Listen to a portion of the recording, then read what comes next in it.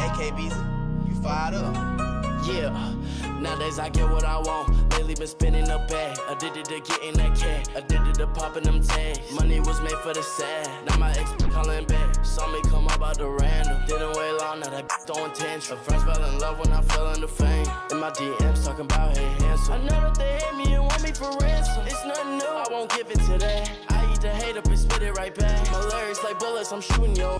Women come and go with the cash. You gon' learn and learn it fast. They gon' fold them to ass. I get my medicine straight out the bag. I'm a prospect, not from earth. I feel like a martian. Matter of fact, I came from a starship. My bed feel like a coffin. Not waking up. If I run into ops, I'm off. I don't know if you think that you stopping. What I got going on? Gotta send me with auto on. This ain't no auto correct. Bitch is a threat. Now I'm coming at your neck.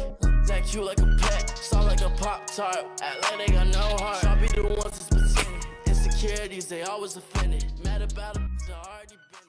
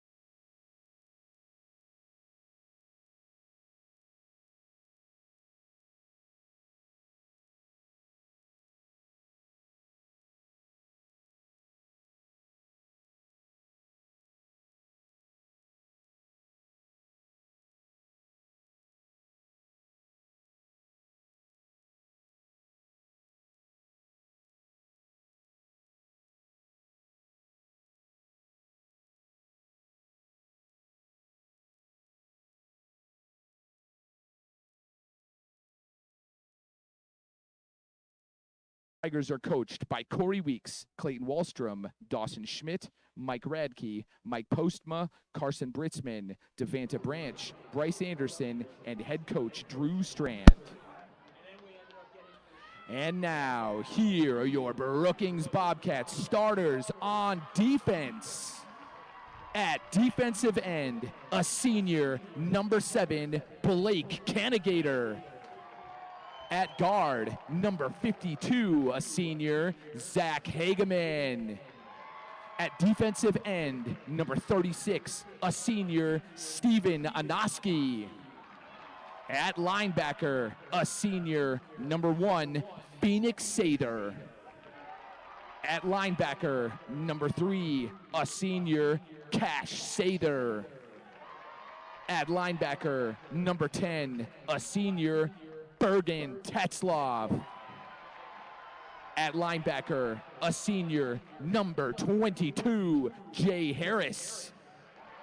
At cornerback, number 26, a senior, Mason Mathis. At cornerback, a senior, number 15, Jones Huntemer. At safety, a senior, number 8, Donovan Davis. And at safety, a junior, number 19, Kingston Schneider. Your Brookings Bobcats are coached by Cole Ratterman, Tyler Schneider, Connor Landberg, Darren Moore, Brandon Lampy, Austin Koenig, Cole McEwen, Jim Van Vlyman, Gus Miller, Carson Dugan, and your head coach, Mr. Carter Gordon.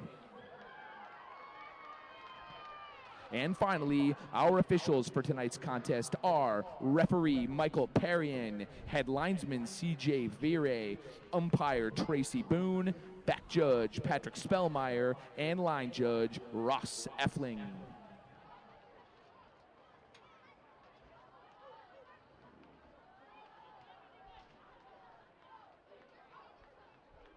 Reynolds, number 78, a 6'1", 265-pound senior. Their right guard is Michael Nelson, number 71, 6'2", 235-pound senior.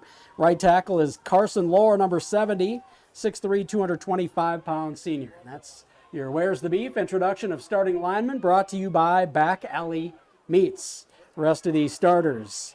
At quarterback, Gavin Anderson, a 6', 180-pound senior, number 11. Tight end, Bergen Tetzlaff, number 10, a 6'5", 234-pound senior. One wide receiver, Kingston Schneider, number 19, a 5'11", 160-pound junior. 14, Ezra Idem, number 14. He is a 5'10", 155-pound junior at number 14. And in the backfield, they'll go with Gus Armenta, number 4, 5'10", 185-pound senior. And they'll go with the fullback. Ben Schulte and Otto Eidsness also get run at the tailback spot, but their fullback is Jay Harris, who is a 6', 205-pound senior, number 22. How did the kick situation shake out for us? If I saw correctly, it looked as though Huron won the toss, and I thought it said they elected to receive. Okay, so the Bobcats. I have no idea, but what it looks like. It's like the Tigers will receive. Yep, you're right. So they'll take the ball to start things off. You heard Coach Drew Strand in the pregame interview talk about how they wanted to score quickly and get out on top, put the pressure on the Bobcats offense, and then try to contain Bergen Tetzlaff on defense and keep him out of short yardage situations, which where we'll see the Wildcat. Oh, yeah. And if you need a yard to 8, Bergen somewhere in that range can pick that up almost every time in the Wildcat. So the Huron Tigers set to receive. They'll be going left to right from our vantage point in the press box here at Dana J. Dykow Stadium. Bobcats' Drew Johnson has it teed up on the 40 on the left hash to start things off. Kicking it right to left. Huron in their white away uniforms, orange and black trim, black helmets with orange trim.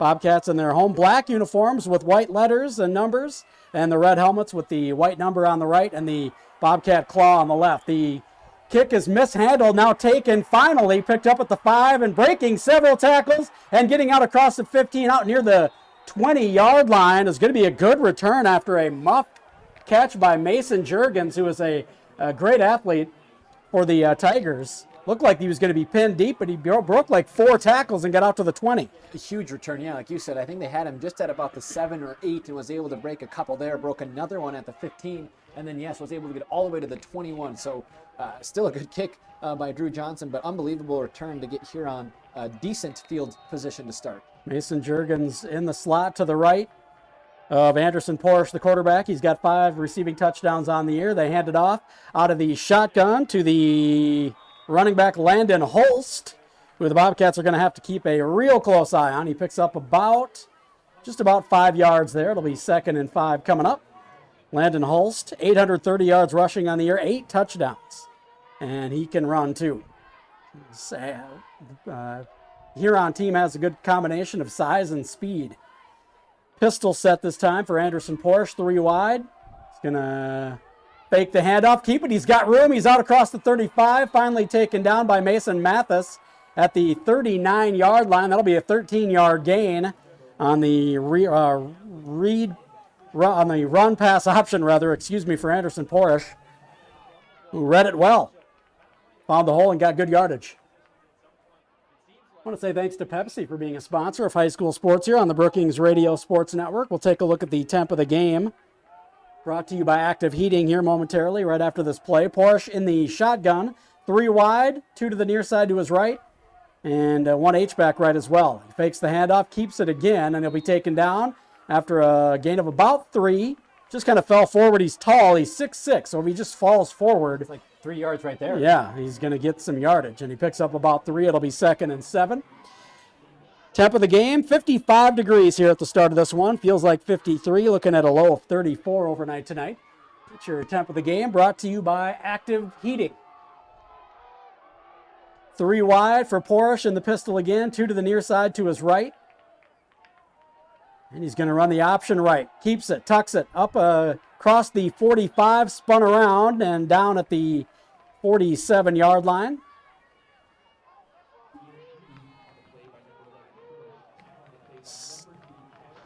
Steven Anowski, I think, got the first hit. Cash Sather came on and helped him clean it up. Inside 10 to go here in the first quarter. A 3rd and 2 for the the Huron Tigers, They've gotten a first down already on this drive. The Bobcats D looking to get off the field. 3 down linemen for Brookings. Juergens in motion from the right slot into the left backfield. A swing pass out to Juergens.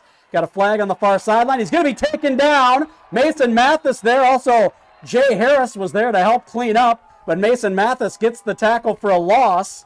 And it'll be 4th down. We'll see what the flag is on the far sideline. We'll await the official call here from our head referee, Michael Perrion. I think they called an illegal shift, and it's declined. So they'll be 4th and down, 4th and long for the Huron Tigers. They'll punt it over for the first time to the Brookings Bobcats. So the punt team out for Brookings, return men, Ben Schulte, number 28, and number 80 is Ben Meandering.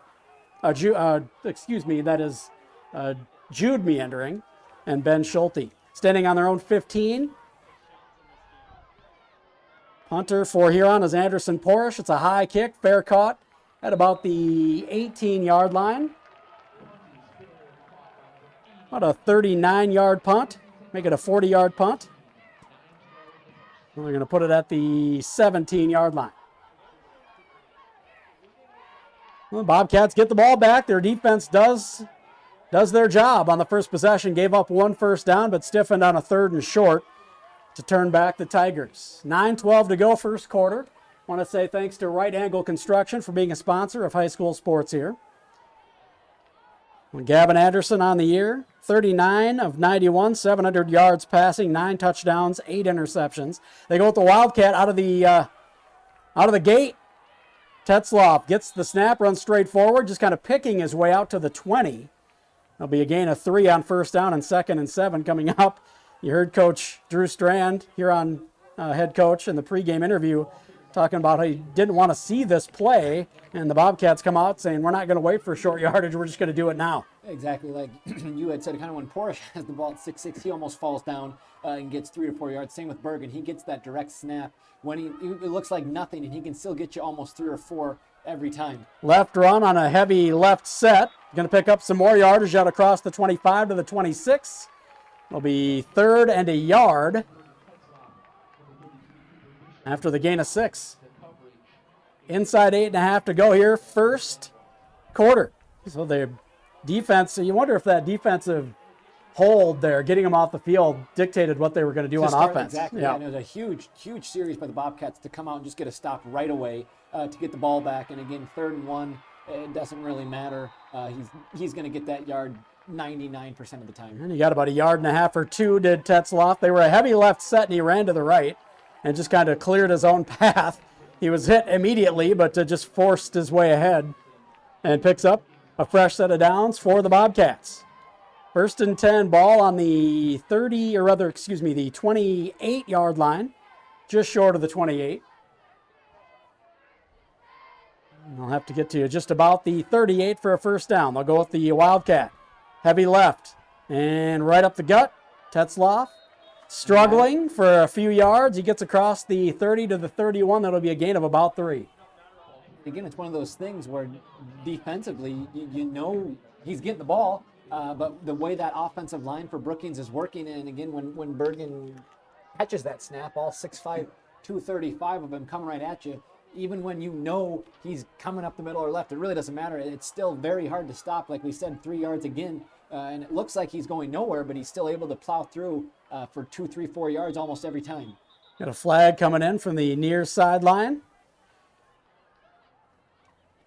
And we're going to get the official call here. Defense number 52. 5-yard penalty. And that works too. You don't even need to catch the snap. I believe they said number 52, Charlie Martin. So they'll get some free yardage there. 2nd and 1 coming up. 2nd and long. A long one, 1.5. They stick with the Wildcat. And the snap is mishandled. It's on the turf. And the Bobcats were driving. Did they just give the Tigers a break? No official call yet. I was going to say the one time you probably can't stop it is... Somehow the Bobcats got that back. So it's 3rd down, 3rd and about 1.5 yards. So that's kind of the only time it doesn't work is on a fumble. Yikes. Snap. I don't know if he didn't see it coming or if he just bobbled it. It just went right back into the line after the snap to Tetzloff. It bounced off him back to the offensive line area. Somebody fell on it. I didn't even see who came up with it. They stick with the Wildcat. Heavy left to Tetzloff. He runs right up the gut. He goes airborne and I believe got just enough. Got the 1.5 yards he needed. He'll move the sticks once again. So the Bobcats dodge a bullet with the fumble. They fall back on it and they get the first down and continue this drive. Yeah, and again, that's 5 straight direct snaps. But again, when something's working for you, you just have to stick with it. And another thing too, the time. You know, it's only the first quarter, but you're still able to take so much time off the clock, giving your defense a lot more time to rest. So right now, again, keep doing it. If it's working, you're getting first downs. Obviously, they're not going to run it every single play. Bergen wouldn't maybe last that long, but still good opening drive right here by the Bobcats to take time off the clock and keep getting first downs. They do go with the traditional set here. It's in the pistol, and Gavin Anderson before the snap. We're going to get a whistle, though. Flag on the near sideline. Dead ball. Full start. Offense number 53. 5-yard penalty. First down. Number 53, that's the left tackle, Ty Yeager. 6', 215-pound senior. First penalty on the Bobcats, moves them back. It'll be 1st and 15 as we approach 5.5 to go here in the first quarter. Want to say thanks to Bose Construction for being a sponsor of high school sports here. 2 wide to the near side for Anderson. 2 backs in the backfield with him. 1 to his right, that's Harris, and 1 behind him, that's Armenta. And he's going to hand it off to Gus Armenta. Hesitation. And now he lowers his shoulder. Gets the yardage back plus 1 yard. So a gain of 6 for Gus Armenta. And he just kind of hesitated a little bit, found the hole, and got some good yardage. And that's something we've seen from him all year, too. He's just so shifty. it seems as though every time he gets a carry right away, it might look like he doesn't have a whole lot, and then it's just a move or two here like we just saw right there, and he was able to turn that into a gain of 6. So 2nd and 9 coming up. Ball at the 39-yard line. Got to get to the 48 for a first down. Same set with the wide receivers flipped to the right of Anderson, the far side of the field. This time he hands it off to Armenta again. Reads the hole well. Actually, that was not Armenta. Instead, that was Ben Schulte who picks up some good yardage. Picked up about, let's see here, 5. So 3rd and about 4 coming up. 3rd and about 5. They're going to say that was a gain of 4. And another thing, too, you'll probably see Brookings do just keeping those guys fresh. You saw Armenta come back in for Schulte, keeping Bergen fresh as well. Anything to keep your guys' legs fresh, to keep the ball on the ground, take some time off the clock. But again, getting 3, 4, 5 yards almost every carry so far in this first quarter. 3rd and 5. You get it to Anderson. Design quarterback sneak. He's across the 45. He'll be about 2 yards shy of the first down, though, as he's taken down at the 46-yard line. And the Bobcats will send in the punt team. 4th and 2, ball at the 46 of Brookings. Looking to play the field position game here. I think Bergen's looking over. I think they're. Oh, I'm sorry. No, yeah, I know. That couldn't see who came in either, but then Bergen stopped and he looked over. So if I had to guess, I think they're going to snap it to Bergen. Yeah, you're right. Unless they're just trying to draw him offside. Yep. 4th and 2. They do snap it. Running to the left on a left-heavy set. Tetzloff is tripped up. He falls forward, gets the first down, plus about an extra yard. 4th and 2, he got about 3, and he almost broke that for a big one. He did, and again, like we've said, it's so hard to stop. You could tell he was going left. He wanted to go left right away. And again, he's not the fastest guy out there, but man, he's hard to tackle. And like you said, I think if he wouldn't have got tripped up there, that gain of 3 would have turned into a gain of 30, if not more. Could have been 6 on the board. Somebody just got him from coming around from behind from the left side of that defensive line. Tripped him up. But the Bobcats keep the drive going. Wildcat, heavy right set. Tetzloff running to the right, trying to turn it up. Hit, struggles, and he's going to get forward progress just shy of the line of scrimmage. A loss of about a half a yard. It'll be 2nd and 10.5 or 11 coming up here.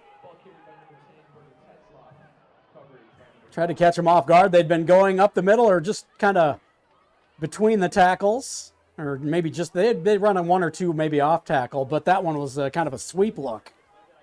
Just couldn't find a lane. Sticking with Wildcat. Right heavy set. Tetzloff. Ball on the right hash at the 49. He's going to run to his right, look back to his left. He's going to throw it. And it's out in front of his intended receiver. Otto Eidsness. We've got a flag coming in early in the play as well. We'll await the official call. Sideline warning against the Tigers. So that's...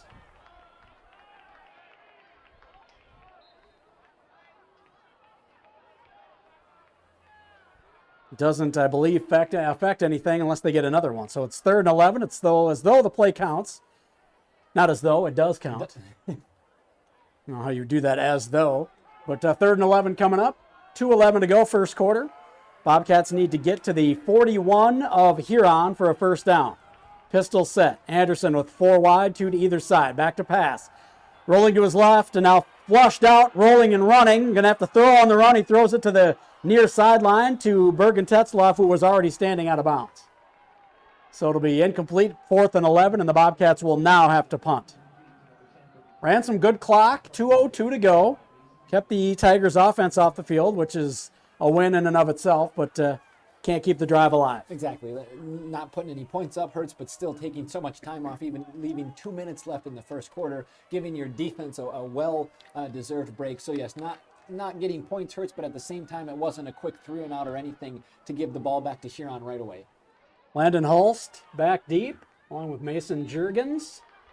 And it's going to be fair caught. Actually, back there instead of Juergens was James Schultz Jr., number 4. He fair caught it at the 19-yard line. So the Tigers pin him back fairly deep. We've got 1:55 to go here in the first quarter. Pretty uneventful game so far. Bobcats just muddying it up on offense. Got a few first downs, though. Want to say thanks to Brookings Health System for being a sponsor of high school sports here. 3 wide for Huron. Porish in the shotgun. He's going to run it right up the gut on the sneak. Ball pops out, and the Brookings Bobcats fall on top of it at the 28-yard line. Bobcats create their first turnover on defense of the night.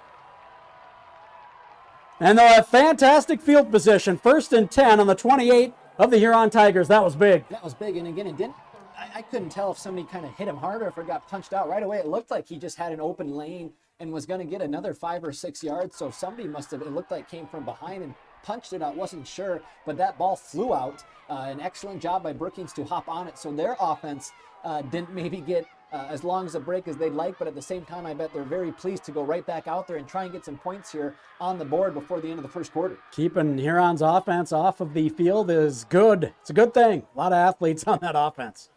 In the pistol, Anderson pitches it out. Left side for Armenta, looking for a lane, cuts it back, and hit and taken down. We've got a flag flying in at the end of the play. It's going to be a gain of about 2 with the flag pending here. Holding offense number 53. Here we go. Spot, first down. Ty Yeager with the second penalty of the game. And a false start, now a hold. So that'll take him back and take away the yards from Gus Armenta. So instead of 2nd and about 8, it's going to be 1st and long. Moving it back to the 38, so it'll be 1st and 20. And the Bobcats break the huddle. Going to go trips right. And 1 wide receiver to the near side to the left of Anderson. He's in the pistol with Ben Schulte behind him. There's the snap. Running to his right. And he's near the sideline. He almost threw it, but he double clutches and hangs onto it and runs out of bounds. Coaches are going to get on him about that. Say, just fire it out of bounds, incomplete. And we won't lose any more yards. So he's going to lose a few more. It's going to be 2nd and really long. Ball back on the 42 now.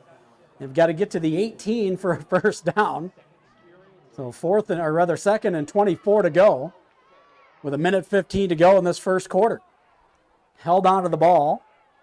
He was looking back to the inside. He was going to throw it against his body. That was a good decision to not throw that. Throw that one, exactly. But then when you're that far outside the pocket, what you said. Just throw it out of bounds. Even those 4 yards is huge from 2nd and 20 to 2nd 24. The farther you go back, obviously not what Brookings needs right now. Trips left with 4 wide for the Bobcats and the pistol. Anderson, there's the snap, back to pass. Running to his left. Throwing on the run. He's got his man Idem at the 35 who turns upfield, taken out of bounds on the near sideline by number 20 for the Tigers, Oakley Anderson. Big gain for the Bobcats. It's going to be 3rd and about 13, a gain of 11. And that's where, again, Gavin, just being so mobile, whether he's going to the right or the left. Again, that's tough to come to your left and throw across the body, but nice job there. Excellent pass. Nice catch by Idem, too, to get some of those yards back. Now it's 3rd and 13, a little more manageable than a 3rd and 24. And you're on the 31, so you don't necessarily even need to get all 12 yards or 13 yards right now. You're in 4-down territory. In the pistol, trips right to the wide side of the field for Anderson. Back to pass. Flushed up into the pocket now, runs to his left, tucks it. And he's going to try to juke a defender, runs out of bounds, taken down by number 25, Tice Huber, after picking up some yardage. It'll be 4th and about 10 after he picks up 3. So the ball back to the original line of scrimmage on 4th down. Ball on the 28. Be a 45-yard field goal. I don't know if they necessarily trust Drew Johnson from that distance. He's got a heck of a leg. He does, but here again, you take your chance. Worst case, Huron starts right here, so still decent field position at the same time. You can pick up a gain of 10, if not more. From the pistol, 4 wide, trips to the right. Anderson steps into his throw, going for the end zone, and diving for the ball, and coming up empty is Ezra Idem. And out there on the coverage was James Schultz Jr. Just an incomplete pass. Went for it all on 4th and 10. I like the guts, but just come up empty on that one, and the ball goes back over to the Huron Tigers. So less than 30 seconds to go in this first quarter, and Huron's offense hasn't been out there very much. First quarter has to have the Bobcats feeling okay. Yeah, I mean, you're probably getting out of here. This likely will be the last play of the first quarter. But the fact that you've only limited Huron, this being their third possession, and you can get out of this 0-0 is huge for Brookings. Again, like the fact Huron chose to receive. They wanted that ball first. They wanted to score right away, put some pressure on Brookings. But an excellent first quarter from Brookings here tonight. Hulse gets the handoff. He runs forward for about 4 yards. It'll be 2nd and 6, and we'll have to wait to see how that goes at the start of the second quarter. We'll take a 60-second break. The Bobcats and the Tigers scoreless after 1 quarter here at Dana J. Dykow Stadium. Bobcats football powered by Brookings Auto Mall and presented by Cubby Sports Bar and Grill on the Brookings Radio Sports Network.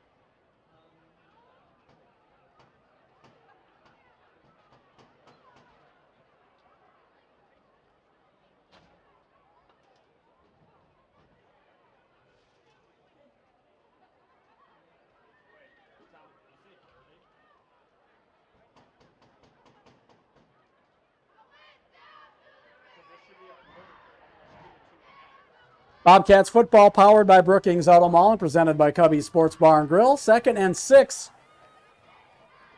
to start the second quarter for the Huron Tigers after the 4-yard run by their stud running back, Landon Hulst. 8 touchdowns on the season. And keep an eye on him, Juergens, and Anderson Porish. They've just got tons of weapons on offense.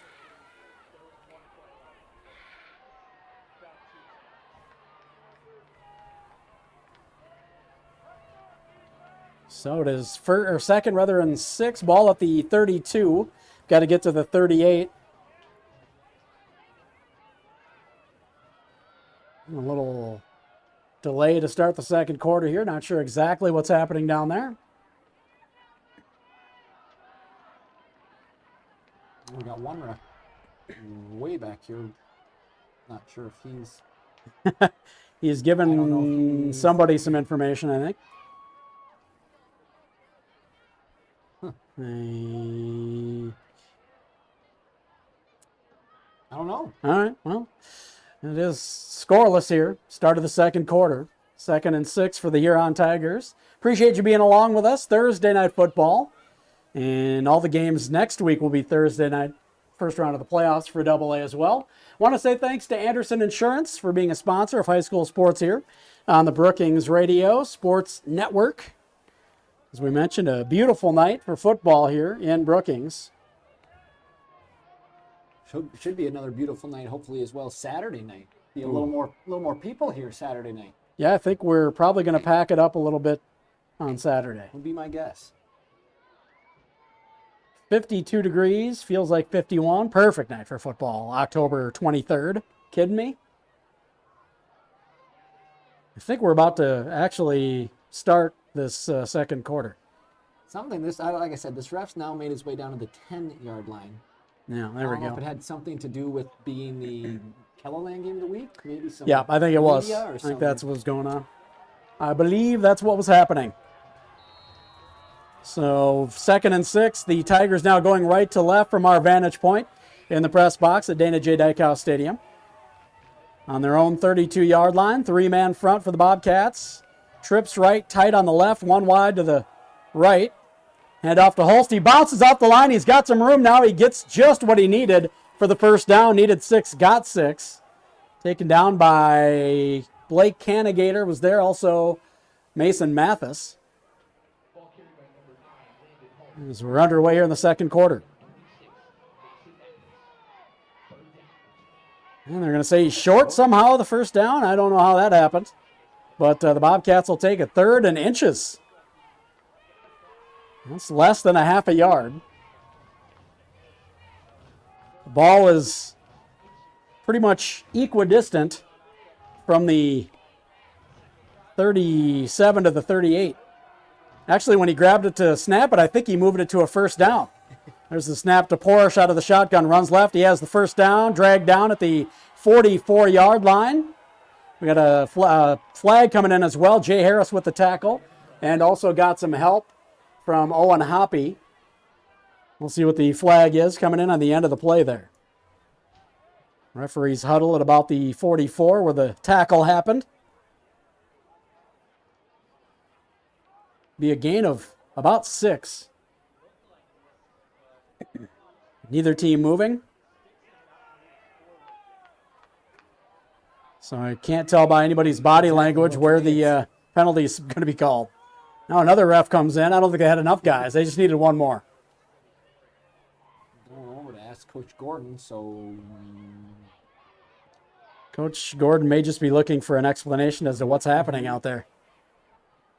No official call yet. Here it comes from Michael Perrion. After the play is over, personal foul, unnecessary roughness, number 18, offense. That penalty will be enforced, and then the chains will be set. It'll be 1st and 10 for Huron. So Huron loses 15 yards for a personal foul penalty, but they still get the first down because it was after the play.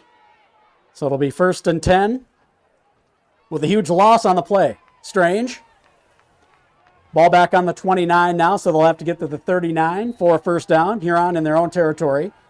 Offense hasn't been out there and hasn't looked really in sync tonight. No, again, only one pass by Porsche, and it was for a 4-yard loss. So otherwise, it's just been a lot of running between him and Hulst. Pop pass to Juergens, motion left to right. He's taken out of bounds on the far sideline at the 34-yard line. That'll be a gain of 5 and bring up 2nd and 5.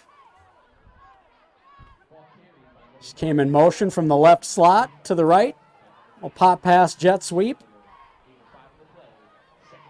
So 2nd and 5 coming up. Want to say thanks to Anderson Insurance for being a sponsor of high school sports here. Appreciate them. 11:03 to go here in the second quarter. Clock has stopped because the runner, Juergens, was taken down out of bounds. Ball on the right hash. Porsche in the gun. 3 wide to the near side. That's to his left. 1 wide to the right. Back to pass, and he tucks it. Going to be taken down. That'll be a sack. Owen Hoppy got there. Owen Hoppy off of that defensive end spot gets in there and takes down Anderson Porsche for a sack. It'll be 3rd and 6 after the loss of a yard. Looked like good coverage downfield. He didn't have anywhere to go, and he realized that. And by the time he was going to tuck it and run, it was too late. Yeah, and again, he did a good job of even getting an extra almost yard or 2 from where he could have been sacked, but excellent job there to get the sack and make it a 3rd and 6. This would be another huge stop for Brookings to get that Huron offense off the field and get the ball back. 3rd and 6, ball on the 33. Quick pass out in the flat for Juergens across the 30. Gets a block across the 35, slips a tackle, taken down across the 40. Got enough for the first down, plus a couple of yards, plus about an extra 3. So a 9-yard gain. Just a quick pass out into the flat to Juergens, who used his athleticism. Got a good distance downfield before he even was contacted. Slipped a tackle and was taken down at the 42. Inside 10 to go here, second quarter. Still scoreless. Bobcats win, and they're in the playoffs. They lose, they need some things to happen. Running to the right, option. Porsche keeps it, and almost taken down by Tetzloff. He gets away, couldn't get him down by the back of his jersey. Now taken down across midfield. As they're in plus territory, that's going to be a 10-yard gain somehow. He just kind of zigzagged his way down the field, pulled away from Tetzloff, and was taken down after a 10-yard gain. Tigers in plus territory. Ball at the 48 of Brookings. Inside 9.5 to go here in the second quarter. I want to say thanks to Brookings School District for being a sponsor. High school sports here. Trying to keep an eye on the Watertown Aberdeen Central game as well. I haven't seen an update on that one yet. Holst going to run in motion out of the backfield. We're going to get a whistle as he does before the play gets off. Yeah, penalty against Huron. That'll move him back 5 yards. Dead ball. False start. Offense number 72. 5-yard penalty. First down. Jackson Greenfield, number 72. 6 foot, 240-pound junior. Their left guard. He's the one who moved. So it's 1st and 15 as we approach 9 minutes to play, second quarter. 4 wide, 2 to either side for Porish. And he runs right up the gut off of the snap. He's across the 45 and taken down at the 43-yard line. That'll be a gain of 4. A gain of, it would be a gain of 9. Because he's got him at 2nd and 6, and they had the penalty on first down. It was 1st and 15. And they're actually saying it's 2nd and 5, so it was a gain of 10. So 2nd and 5 coming up. Ball inside the 43.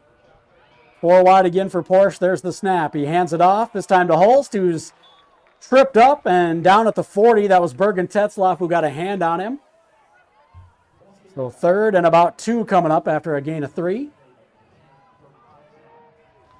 Ball at the 40. They've got to get to the 38. Tigers probably in 4-down territory as well. We're inside 8 minutes to play, second quarter. No score yet. Bobcats D has done their job here early on. Had some methodical drives, just haven't been able to follow it through all the way into the end zone. Keeping it on the option is Porsche. He's got room. He lowers his shoulder. Taken down by Kingston Schneider at the 30-yard line. It's a gain of 10. That'll move the sticks for the Tigers, and they'll have a fresh set as they're now threatening fairly deep into Bobcats territory. Yeah, and Porsche, again, he just gets that direct snap. And again, his 6'6" frame helps, but he's also very quick. He gets to the left or right, it doesn't matter. And it's like before you know it, he's already gotten 3 or 4 yards of the offensive line for Huron's doing a really good job as well, creating those holes for him. His last 3 carries have all gone for 10 yards apiece.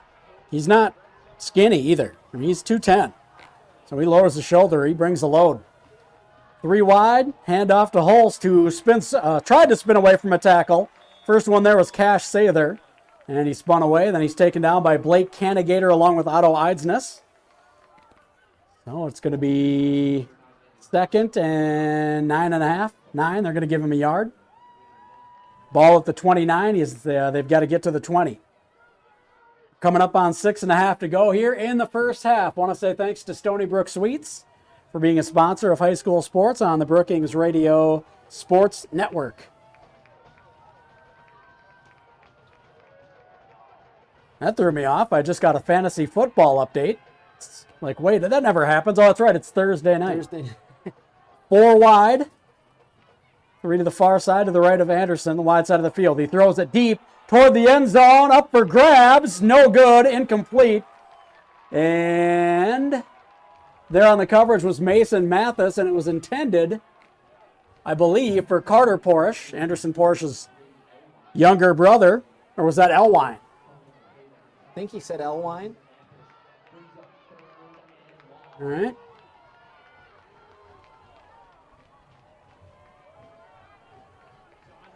Again, Blake Elwine, number 83. I thought it was 81. It was 83, though. It was Blake Elwine, so it's incomplete. And 3rd and 9 coming up. The future Jacker. He's a stud basketball player for sure. 6:10 to go. 3rd and 9. Porsche back to pass. Middle screen. He gets it to Holst. Holst slips a couple of tackles across the 20. Zigzags his way to the 15. That's a big gain of 14 on 3rd and 9. And the Tigers pop a big one to keep the drive alive, and they're into the red zone for the first time. 1st and 10 on the 15 of the Bobcats. Just perfect timing on that play call. Porsche gets the snap, runs right up the gut with 3 wide to his right. He's going to struggle all the way to the 11-yard line. That'll be a gain of 4. 2nd and 6 coming up. Didn't look like he had much. He kind of does the Bergen-Tetzlaff thing. Just uses his brawn to grind out a few extra yards after contact. 2nd and 6, ball at the 11. They can get a first down at the 5-yard line. The furthest either team has been into enemy territory tonight.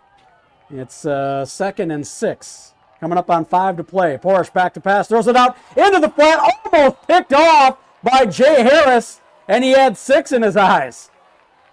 He would have had to outrun one of the Bobcats players out there on the edge. That would have been Mason Juergens. That would have been a bit of a task, but he would have had a head start. He read that one like a book. Just in and out. That would have been a huge play for the Bobcats, but good play to stop and to get the stop anyway. But Mathis almost had a pick near, might have been deep into Huron territory. He may have gotten run down by Juergens, though. Juergens was right there. 3 wide. Porsche brings a man in motion from the left slot to the right. Going to be a triple option. He keeps it, cuts it up inside the 10, taken down at the 8. That'll be a gain of 3, and it'll bring up 4th and 3. Tigers want to take their 0 off the board, just try to get a field goal, or are they going to go for it here? I think they're going to go for it. Granted, you don't get it. The Brookings offense, the last 2 drives, hasn't done a whole lot, so you have them pinned on their own 8 if you're not able to get the first down here. But still, it would be huge for Brookings after this long drive by Huron if you can stop them on 4th down to get the ball back and try and get some points before half, and you get the ball to start the second quarter. There's the snap. Porsche back to pass, flushed out to his right, throws it up into the air behind his head, and he gets it to his receiver. As he saw he was out there, as he was taken down, he was spun around, and he throws it up and he gets it to his teammate for a touchdown. That was an unbelievable play. That was like Randy Moss throwing it behind his head to him. I don't know how he was able to get rid of that to the receiver to score an unbelievable no-look throw. I don't know how he did that. Is that Riley Weingar who caught that, number 18? I didn't see the number. Huron's jersey is notoriously hard to read from afar. The extra point by Porsche is going to be no good. It's 6-0. So they score on a wild touchdown as Porsche was being tackled, spun around. He threw it behind his head in the direction of his receiver and got it to him for a touchdown. Then they missed the extra point. 6-0 Huron. They'll kick it back to Brookings when we come back in 30 seconds. Bobcats football, powered by Brookings Auto Mall and presented by Cubby Sports Bar and Grill on the Brookings Radio Sports Network.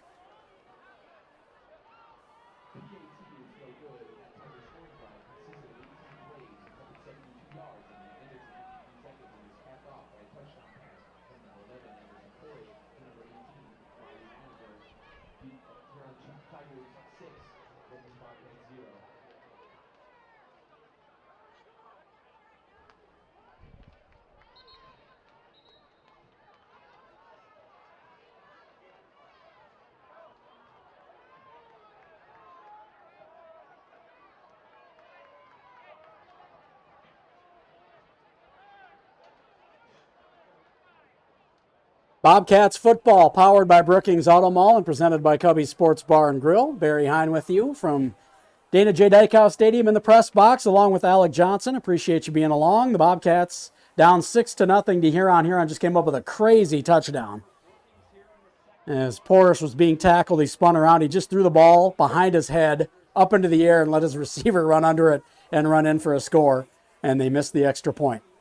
Usually you probably tell your quarterbacks, hey, don't do that in case it results in an interception. But again, when it's 4th down and you're going to get sacked and you know it's going to be a turnover on down, then it's like might as well just throw something up there to see what happens. And that right there is exactly why you just throw it up, as Weingar made that catch and was able to take it in for a touchdown. Yeah, if that's on 3rd down, he probably doesn't try to throw that. Nope, just keep it, take the sack, and then... Kind of freed him up, actually. Used the 4th down to his advantage. And Porsche going to kick it off from the 40. Actually, excuse me, that's Colt Culver. Kicks it. And Squibb kicks it up the middle, almost got on top of it, as falling on it at the 33. For the Bobcats was James Fitzpatrick, one of the up men. The Bobcats will have good field position, but the Tigers trying to come up with an extra possession there. 4:20 to play, second quarter. I want to say thanks to Century 21 Krogman and Company for being a sponsor of high school sports here. 2 wide to the near side for the Bobcats. That's to the right of Anderson. Shorter side of the field. 2 backs in the backfield with him. Harris to his right, and behind him is Schulte. There's the snap. Fake the handoff to Harris. Option right. Keeping it is Anderson. He's got room. He's going to cut back against the grain. He's out in the open. Running against James Schultz Jr., who has the angle inside the 20. The 10, he outruns the angle. Touchdown, Bobcats. 67 yards, and they've tied this one up at 6. Big play for Brookings. That's not a bad way to answer that long Huron drive, and the touchdown by Porush. Gavin Anderson says, do you know what, I'll match your unbelievable touchdown with just a 67-yard scamper of my own. Beautiful play for the Bobcats. Faked the handoff to Harris at the up running back spot, then ran the option right, and Anderson read it beautifully. The sea just parted for him, then that cutback just got everybody out of position. He did, and again, unbelievable job too by the blocking, making sure those are the plays too. When you see the big gaps like that, you just pray nobody's holding or anything. So nice job there by the offense. Good blocking to give Gavin Anderson those huge holes, and then again his speed. That's why he's such a dual threat quarterback. And it looks like we got a flag. Dead ball, illegal substitution against the defense. That penalty's to force half the distance to the goal. The defense, so you're going to bring in Bergen to go for 2 and try and take an 8-6 lead. Interesting.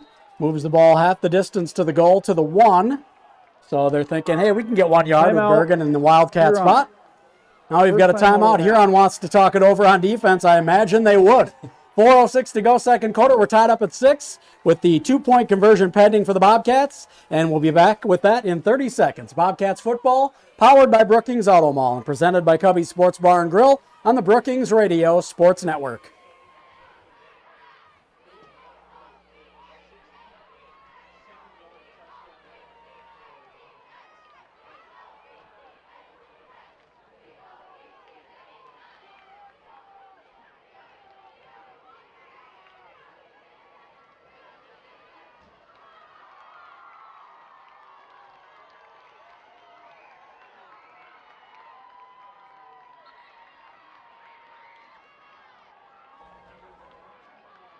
Bobcats football powered by Brookings Auto Mall and presented by Cubby's Sports Bar and Grill. A 67-yard touchdown run by quarterback Gavin Anderson leads to a 2-point try after a penalty before the snap.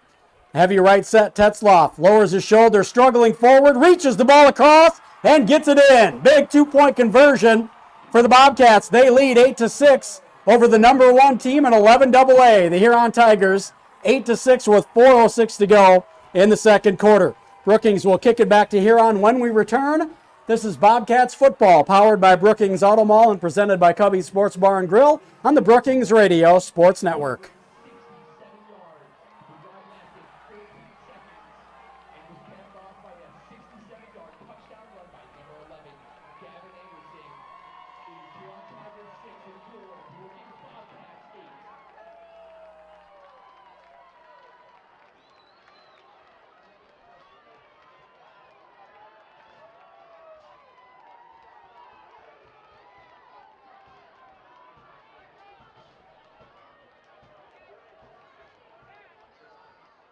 Bobcats football on the Brookings Radio Sports Network. 4:06 to play, second quarter. The Tigers score, and the Bobcats had been kind of trying to do things methodically before that. Then not that they expected the option play to the right to go for a 67-yard touchdown, but they opened it up with a big play. That was huge, yeah, especially after that long Huron drive, too, and they were able to come away with points. So huge for Brookings to answer with points of their own. And like you said, now if you can get a stop here, get the ball back and find a way to get some more points on the board, Brookings does get the ball back too to start the second half. Squib kick to the right side. Holst has it at the 20, out across the 25, zigzagging his way to the 30. Dodging tacklers, finally taken down by Donovan Davis. Actually make that Ashton Baker, number 9. It's a good return. The Tigers will have the ball first and 10 on their own 30-yard line. They're back out there with Anderson Porish. Huddling up on about their own 24-yard line. Want to say thanks to Kelly Odegaard, Best Choice Real Estate, for being a sponsor of high school sports here. 4 minutes to go, second quarter. 8-6 Brookings over Huron. 3 wide for Porish. 3 to the wide side of the field to his right. And he goes over the seam. He has his man across midfield, out to the 40, taken down finally by Mason Mathis. And that is going to be a 30-yard gain. And I'm trying to get the number on the receiver. He will not turn the correct direction. Riley Weingart, the slot receiver, hit him right down the seam for a 30-yard strike. 1st and 10 into Bobcats territory at the 40. Trips right for Porish. One to his left, the near side of the field, hands off to Holst, who runs around the edge, avoiding tacklers across the 35 to the 33. That's a gain of 7. 2nd and about 3 coming up. Ball's on the 33. They've got to get to the 30. Coming up on 3 minutes to play here in the first half. Quiet first quarter. Second quarter, each team got a score, and now Huron threatening again. 3 wide, 2 to the near side for Porsche. That's to his left. Ball on the right hash. Hands it off to Holst, who avoids a tackle in the backfield. Now Cash Sather struggling to take him down. Finally does after a gain of about 2 to bring up 3rd and 1. He avoided the tackle by Phoenix Sather, and Cash Sather came up, got a hold of him, and took him down. I'm going to say it's 3rd and about a yard, yeah. So at the 31, got to get to the 30.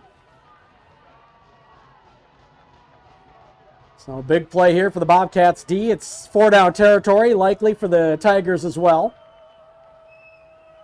3 wide. They're going to run the option left. Porish keeps it. He has the first down and just kind of turns sideways and shuffles his way across the 25 to the 24, a gain of 7. That'll move the sticks and give the Tigers a fresh set. Coming up on 2 minutes to play here in the first half. Cash Sather ends up with the tackle.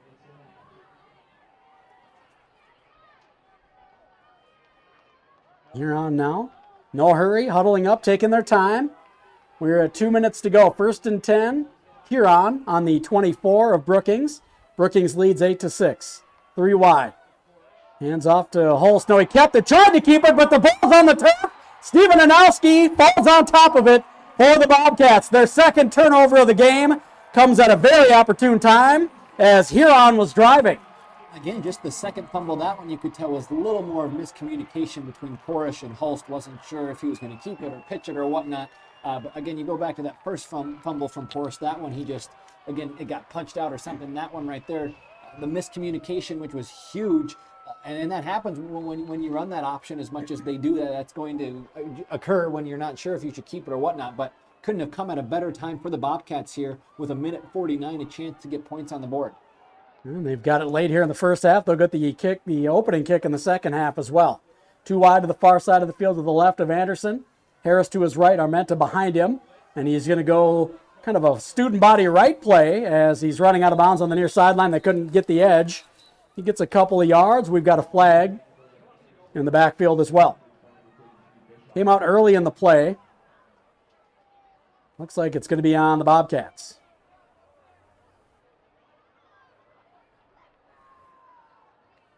So they'll lose a couple here. Looks like it's going to be a procedure penalty. Offense number 78. 10-yard penalty from the previous spot. First down. Well, I said holding, but the marker only moved a few yards. I have to keep going. There we go. Just waiting for the call, I guess. So it's going to be a hold, and it'll be 1st and 20. 1:43 to go here. First half, Bobcats lead 8-6 over the number 1 team in 11AA, the Huron Tigers. They haven't lost since the opening game of the season against Yankton. 2 wide to the near side, 1 H-back left. And a running back to his right, that's Schulte. Hands it off to Schulte, looking for a room. Cuts it back up the middle across the 25. You're going to say he's down at the 25, a gain of about 5. We'll bring up 2nd and 15. Schultz going to come off a little gingerly. He's favoring the left leg a little bit. Gus Armenta quickly back in there. Still looking for some kind of update here on the Watertown game, and I still don't see one. Let's see here. Did they? Okay, end of the half, scoreless. Way too close. Bobcats actually cheering for Watertown. Running to the right, Anderson jukes out a player with a spin move and gets out to the 28-yard line, a gain of 3. Good move. Didn't net him too much, but he made the defender there, Colt Culver, look kind of silly. After the play, the Bobcats take a timeout to stop the clock with 54 seconds to play, and they'll have a 3rd and 12 coming up here to try to keep this drive alive late in the first half. Actually, I'm guessing that timeout was taken by Huron, wasn't it? Yeah, it was. Yep. Taken out by Huron. And there we go. They've got one left. We'll take a quick 30-second break. During the timeout on the field, Bobcats football powered by Brookings Auto Mall and presented by Cubby's Sports Bar and Grill on the Brookings Radio Sports Network.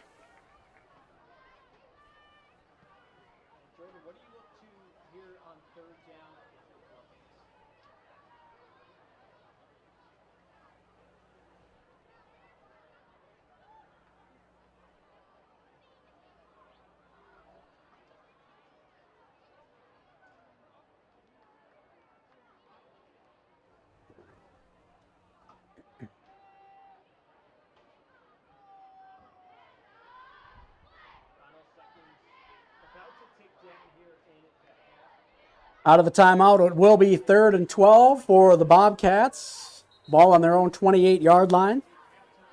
Got to get to the 40 for a first down, keep this drive going. And again, they'll get the opening kick to the second half with the Bobcats, and they lead 8-6. See what they come up with here. They try to throw the ball downfield, pop one big. Looks like they're going to go with an I formation with a wide receiver to the near side. It's Kingston Schneider. And wonder if they're just going to run it here, make Huron call their final timeout. It might be the strategy. And then just hope you can get out of that first half with the lead, seeing as though you'll get the ball back to start the third. Here's the snap, the fake handoff, play action. Anderson looking, throwing to the near sideline, and can't get it to Kingston Schneider, who tried to keep his feet in bounds and lean out of bounds and come up with a catch and is unable to do so, so it's incomplete. That stops the clock with 50 seconds to go. Bobcats will have to kick it back to the Tigers, and they keep that timeout. Yeah, Huron pleased that Brookings threw the ball. Like you said, incomplete pass, their clock stopped in. You get to save your timeout. Brookings here going to need a good punt from Drew Johnson to hopefully keep Huron in not the greatest field position. Johnson standing on his own 12. There's the snap. He kicks it. Wobbly kick. Going to be fair caught at the 45-yard line by James Schultz Jr. 42-yard punt, and the Huron Tigers will have pretty good field position at the end near the end of the first half with 44 seconds to go on their own 45 with a timeout as well. Bobcats just need to hold them out of the end zone here before the end of the first half. In the Watertown score at halftime, Aberdeen Central and Watertown at Aberdeen, Gene Brownell Complex in Aberdeen. At the end of the first half, scoreless. Porsche back to pass, goes over the middle deep. It's off his intended receiver's hands and almost picked off. I'm not sure if Bergen Tetzloff got a hand on it, but Donovan Davis certainly did after the tip. It went off of the hands of Carter Porsche, number 81. You got the quarterback, Anderson Porsche at 6'6", throwing to his 6'5" brother over the middle. Unable to connect. 38 seconds to go. Second and 10 on the 45 of Huron. 4 wide, 2 to either side. Porsche in the gun. There's the snap. Back to pass. Throws it quickly out on a bubble screen and finds his man, but Jay Harris right there to grab him and wrestle him. And they'll stop the forward progress of Riley Weingar. And that's going to be, how much, where are they putting the ball here? Ball at the 48. So it's like a gain of Huron. About 3 there, third and 7. Timeout of the half. When we come back, the Huron Tigers take their final timeout of the first half. We'll take a quick one with them. 30 seconds left for Huron here, trailing 8-6 to Brookings near the end of the first half. Bobcats football, powered by Brookings Auto Mall and presented by Cubby's Sports Bar and Grill on the Brookings Radio Sports Network.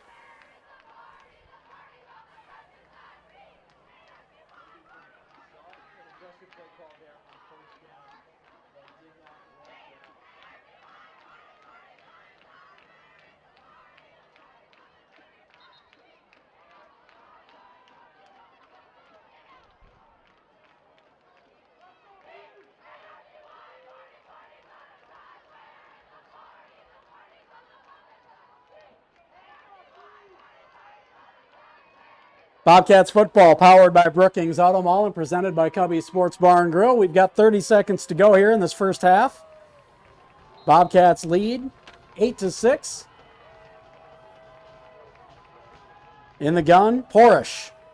There's the snap, back to pass. Ball at the 48 of Huron. He rolls out to his left, and he's looking downfield, drifting toward the sideline, throws it up in the near sideline, well out of bounds. The nearest receiver was Riley Winiger. They're on the coverage. We got a flag on the play. Kingston Schneider there on the coverage along with Donovan Davis. Ref looked over at Coach Gordon right away, so something against here. Ineligible player downfield. Offense number 52. Penalties decline. 4th down. When a play takes 11 seconds, that'll happen sometimes. On a deep pass, lineman will get a little too far out in front of the line of scrimmage. Illegal man downfield. That makes it 4th and 7. Ball at the 48 as the Bobcats declined the penalty. So on to punt. Stays on, does Anderson Porish, standing on his own 35. Snap coming from the 48. Here's the punt. High, wobbly kick. Bounces at the 19 across the 15. Takes a Huron bounce across the 10. Inside the 5. Down to the 2-yard line. 52-yard punt.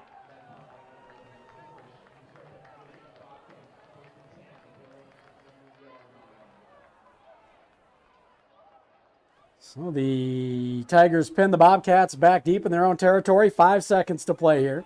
Ball at the 2. I think the Bobcats will just fall forward. Don't want to probably kneel on this. A little too close to the end zone for that. So we'll probably just quick run forward. Maybe you will try to kneel on it. Does have enough room, it looks like. Just don't back up too far, Gavin. There we go. Quick kneel down at the 1. That's going to do it for the first half. We'll take a break. Bobcats lead at the break, 8-6 over the number 1 team at 11AA Huron Tigers. And we'll have our thoughts on the first half. We'll have some unofficial stats from Alec Johnson in that first half, and we'll talk about we'll give other scores from around high school football in South Dakota, paying close attention to that Watertown and Aberdeen Central one, as that has playoff implications for the Bobcats here. But we'll take a look at all the other scores we can as well during our halftime. We'll take our first break here. Back with our thoughts on the first half coming up next. Bobcats football powered by Brookings Auto Mall and presented by Cubby Sports Bar and Grill on the Brookings Radio Sports Network.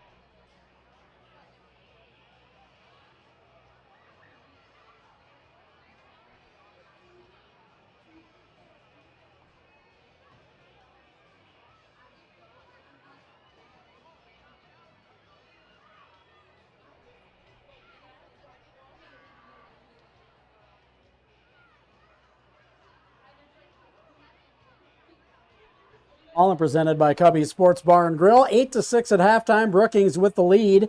Each team with a touchdown. And the extra point was missed by Huron after that wild touchdown pass from Porish, Anderson Porish. And then he missed the extra point. He's their kicker as well. Then the Bobcats scored, had a penalty before the snap to kick their extra point. Got to move to the 1 and come up with the rather 2-point conversion, doubled up their possible score there, and now lead 8-6. So that's how we got to 8-6. But it was game early on. The Bobcats dictated the pace. They wanted to slow it down. They wanted to have long, methodical drives, keep Huron's offense off the field. They were able to do that for the first quarter plus. And then Huron had a couple of good drives of the Bobcats defense. Kind of did they bent but didn't break. Came up with 2 big turnovers in that first half as well. Yeah, that very first opening drive by Huron. Excellent job by Brookings to force them into a 3-and-out. And then Brookings' opening drive, like you mentioned, was great too. Yes, they didn't come away with any points, but man, they took a lot of time off the clock. And that's exactly what they wanted to do, was keep that Huron offense off the field, because then there in the second quarter, we saw Porish get it going with the throwing and the rushing and the passing. And that's something Brookings didn't want them to do, obviously. But still, the first quarter did everything they kind of needed, and again in the second quarter too, answered back after Huron had scored. So I think through those first 24 minutes, Brookings has to be very happy, not only with a lead, but just everything they did offensively and defensively, again, to find themselves up 2 here, and they get the ball to start the third quarter. And with some of those long drives in that first half with the Wildcat set for the Bobcats, with Bergen Tetzloff running into that defensive line and those linebackers, this could set up where they could wear down that defensive line of Huron late in the game and pop some big ones. But how important is that opening drive to the second half? It's going to be a big one for Brookings. It's going to be huge, exactly. You got to expect them to come out, and you wonder if they're going to do that same opening drive they did the first quarter. Is it going to be a lot of wildcat snaps to Bergen Tetzloff? Like you said, he gets tired, but so does that Huron defensive line, knowing not only is it hard to bring him down, but he does such a good job of going to the left side, right side. And we've seen too in the past that Brookings sometimes likes to get tricky. They tried it one time there too in the first half, when Bergen will fake it and then throw it. But still, huge opening drive for Brookings, because that Huron offense kind of had it going there towards the end. So the last thing Brookings wants to do is come out and go through and out quick to give Huron the ball back. And the Bobcats just trying to make sure they get the ball into Bergen Tetzloff's hands a bunch here in the first half, because he was a non-factor in the passing game because they're just paying so much attention to him defensively, or the Huron Tigers. Exactly, yeah. He had all those carries in the first half, not a whole lot anything through the air. And a lot of that too was Brookings did an excellent job of just keeping the ball on the ground. It was working 3, 4, 5 yards here every now and then. So they had, second and third and manageables. Were able to convert on a lot of those third downs to get the first down. So yeah, Bergen didn't do a whole lot in the air, but Brookings did a lot of stuff on the ground. And again, that's what was working for them. Hence their 8-6 lead there in the first half. 8-6 Bobcats, as Alec mentioned. We'll take another break here. We'll take a look at unofficial stats with Alec when we return here on the halftime show. We'll take a look at scores and other high school football games from around the state during our halftime here as well. 8-6 at the break. Bobcats lead over the number 1 and 11 AA Huron Tigers. Bobcats football powered by Brookings Auto Mall and presented by Cubby's Sports Bar and Grill on the Brookings Radio Sports Network.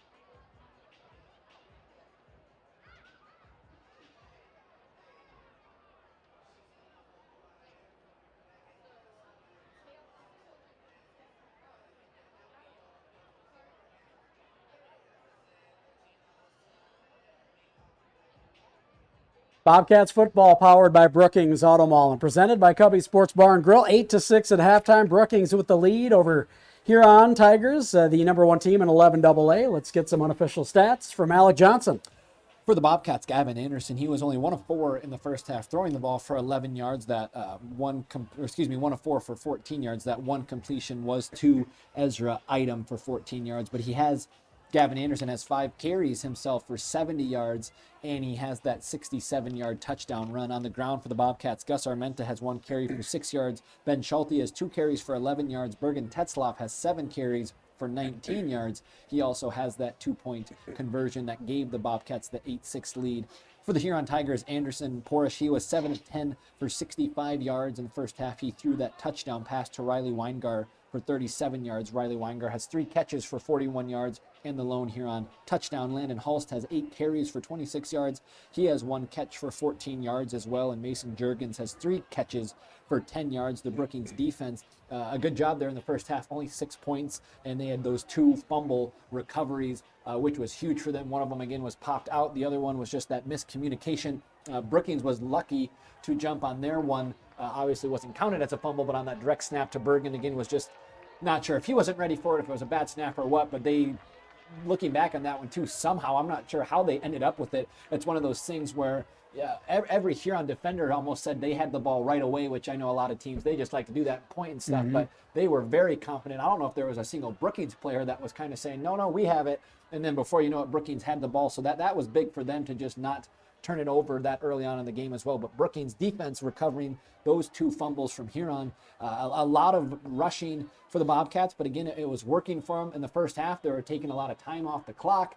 They were able to get that touchdown from the Gavin Anderson run. So again, curious to see what they do here in the second half, if they're going to stick to that running game, or if they're maybe going to try and air it out some more. But like you had mentioned, all eyes are on Bergen Tetzlaff when Gavin Anderson does roll out to throw it. So maybe they stick with the ball on the ground because it was working. And that's what gave them that 8-6 lead here in the first half. And like we mentioned, they do get the ball to start the third quarter. So curious to see how they come out here on their opening drive.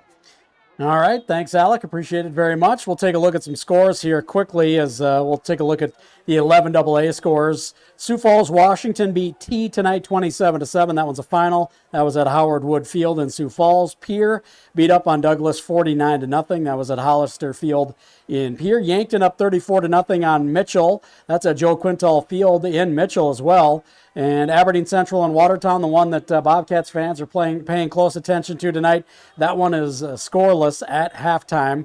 And Sturgis and Spearfish in Sturgis at Woodall Field, 13-7. Sturgis leads that one at halftime over Spearfish, who is the number 4 team in 11AA as well. And Sturgis has been in the top 5, but they're not even getting votes right now. So that would be a big upset for Sturgis against Spearfish as well. Something about that field at Sturgis that's got a little mystique to it. Yeah.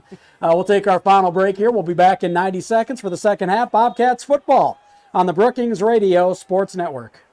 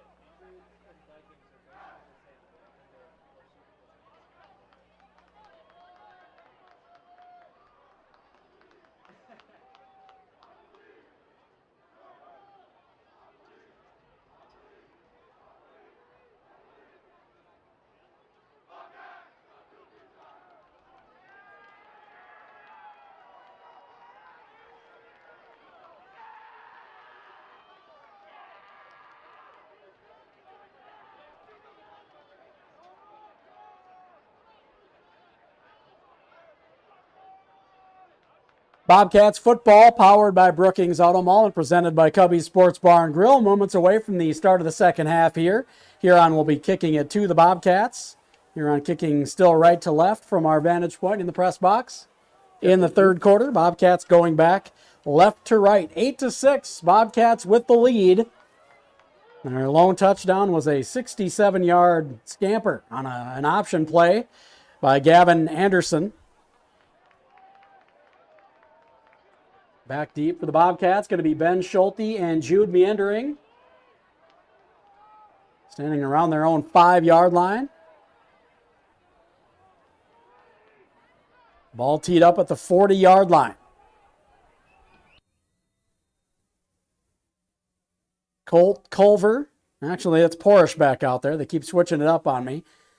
Short kick bounces at the 20, just across the 20, and taken by Meandering across the 25, spins away from tackles and out to the 26-yard line, 27. We've got the Huron Tigers coverage team saying they've created a turnover. We'll await the official call here. As the referees are talking at about the 26, Huron insisting they've got the ball, and they do. What a play. That is gigantic. Opening kick, Bobcats excited about getting out there on offense, seeing what they can do to set the tone for the second half, and they turn it over on a fumble on the opening kick of the second half. And that was something we talked about too, wondering what would Brookings do to come out here to start this opening drive. Would it be run, pass, whatnot? Would they be able to just take some time off the clock like they did?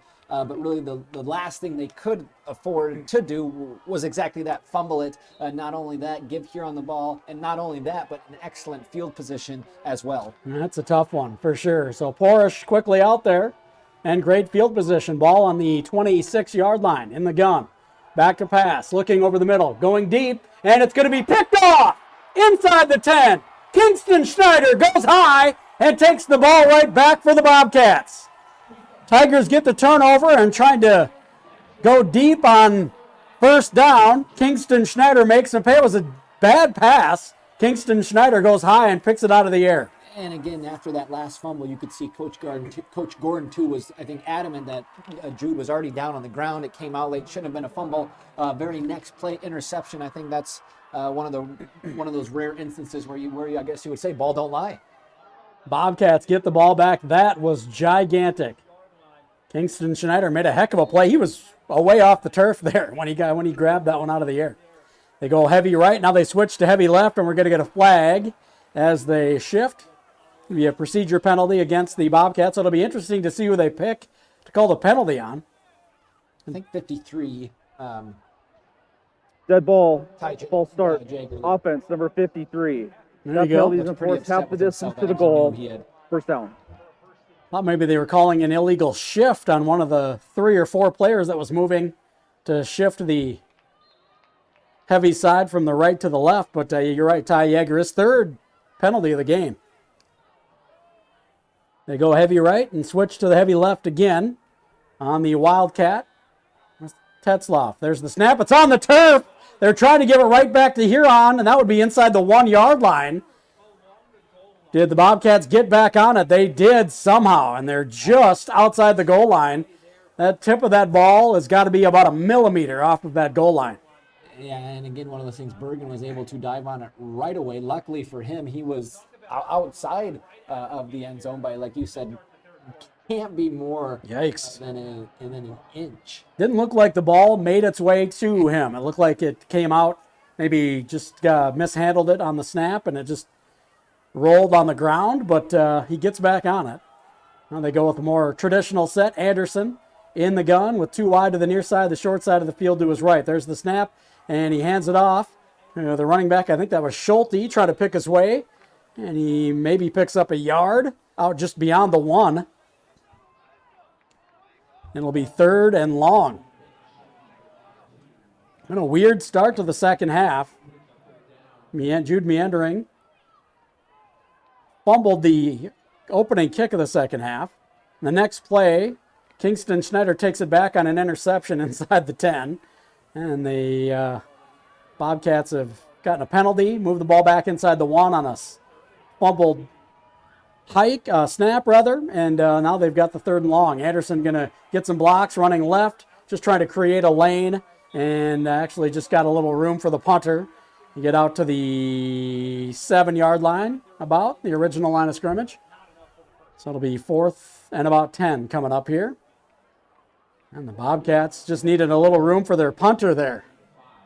I'm going to put him down at the 9.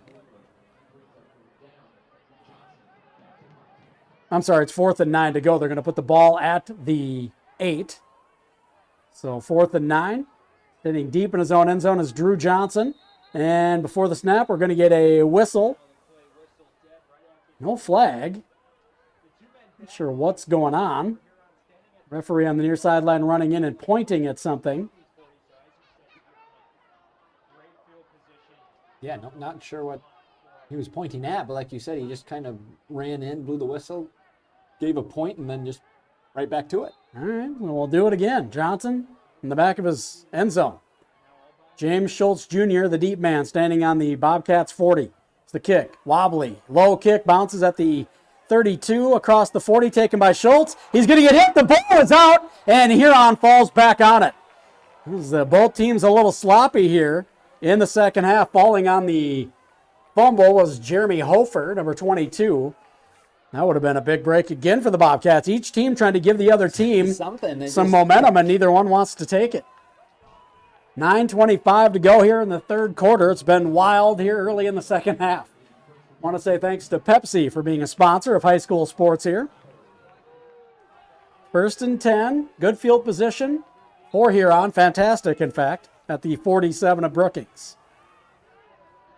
Porish in the gun. Going to hand it off to Holst right up the gut. He avoids an arm tackle out across the 40, taken down at the 36. A gain of 11 on 1st and 10. And a new set of downs for the Huron Tigers. The clock stops for a moment at 9:19 to go to reset the chain. 1st and 10, ball now at the 36 of Brookings. 3 wide, 2 to the far side of Porish to his right, the short side of the field. Running back to his right as he's in the gun. Reed option, and he gets it out to Holst, who falls forward, loses the ball after hitting the turf. So they'll say he was down first. It's going to be a nice gain on 1st down. It'll be 2nd and 8 or 9 here. 2nd and 2. They're going to give him 8 yards on the 1st down run and hand it off. Actually, Porish keeps it across the 20. Good yardage across the 15 down to the 14-yard line. There's a gain of 14. And another fresh set for the Tigers as they start to move the ball quickly here. Coming off with a right, looks like favoring his right leg is Mason Mathis. Timeout for an injured player. And he gets off the field. Kingston Schneider also coming out. Looks like Mathis might be trying to work out a cramp in that right leg. He is replaced by Donovan Davis. Ashton Baker also out there in the defensive backfield. It's the free safety. There's the snap. Hand off to Holst, left side. Tries to cut it up the middle between defenders. Taken down at the 11. A gain of about 3 there. Brings up 2nd and 7. Nice job closing up the gaps by the Bobcats D. They look like it could have been a bigger gain. Taken down for a little gain of just 3. 2nd and 7. Want to say thanks to Right Angle Construction for being a sponsor of high school sports here. 3 wide for Porish. He's in the shotgun. 2 to the near side of the field to his left. Now a man in motion in the left slot. They're going to option right. And he's going to pitch it out for Juergens, who tries to cut it up. Taken down at the 9, maybe the 8-yard line. They'll put him at about the 8. That's a gain of 3. Be 3rd and about 4 coming up here. We're going to give him 2. It'll be 3rd and 5. Inside 7.5 to go here in the third quarter. Huron threatening. Bobcats leading 8-6. Big 3rd down here. The Bobcats D 3 wide. Anderson Porish in the pistol. Now looking over to the sideline. And maybe switching it up here. 2 wide to the near side to his left. Wide side of the field. There's the snap. He's going to run right up the gut. He's got room. He's inside the 5. He's got a 1st down. Needed 5 and got 6. It'll be 1st and goal from the 3 for the Huron Tigers. 7 minutes to go, third quarter. This has been the best drive of the second half for either team, and each team's had some chances. Ball's been slippery here in the third quarter. Tigers huddled up near their 10-yard line. First and goal from the 3 of the Brookings Bobcats.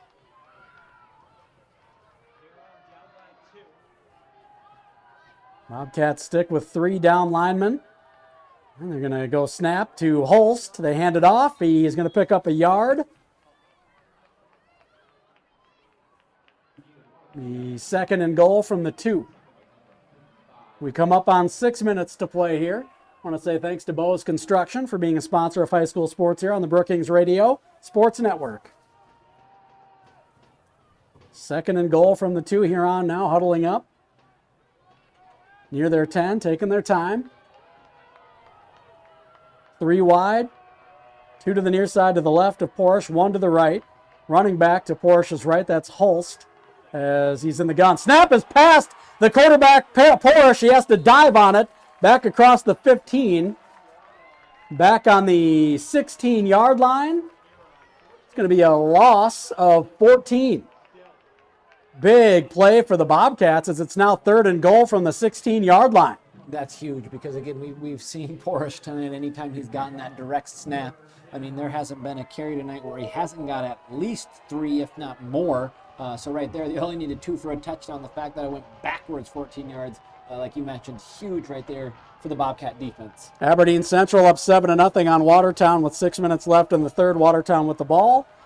Bobcats would like Aberdeen Central to lose, just in case you didn't already know that. Timeout on the field, taken by the Huron Tigers. Timeout, a third and goal Huron. from the 16 of First timeout Brookings of the when we come back in 30 seconds. 5:06 to go in the third quarter. Bobcats football, powered by Brookings Auto Mall and presented by Cubby's Sports Bar and Grill on the Brookings Radio Sports Network.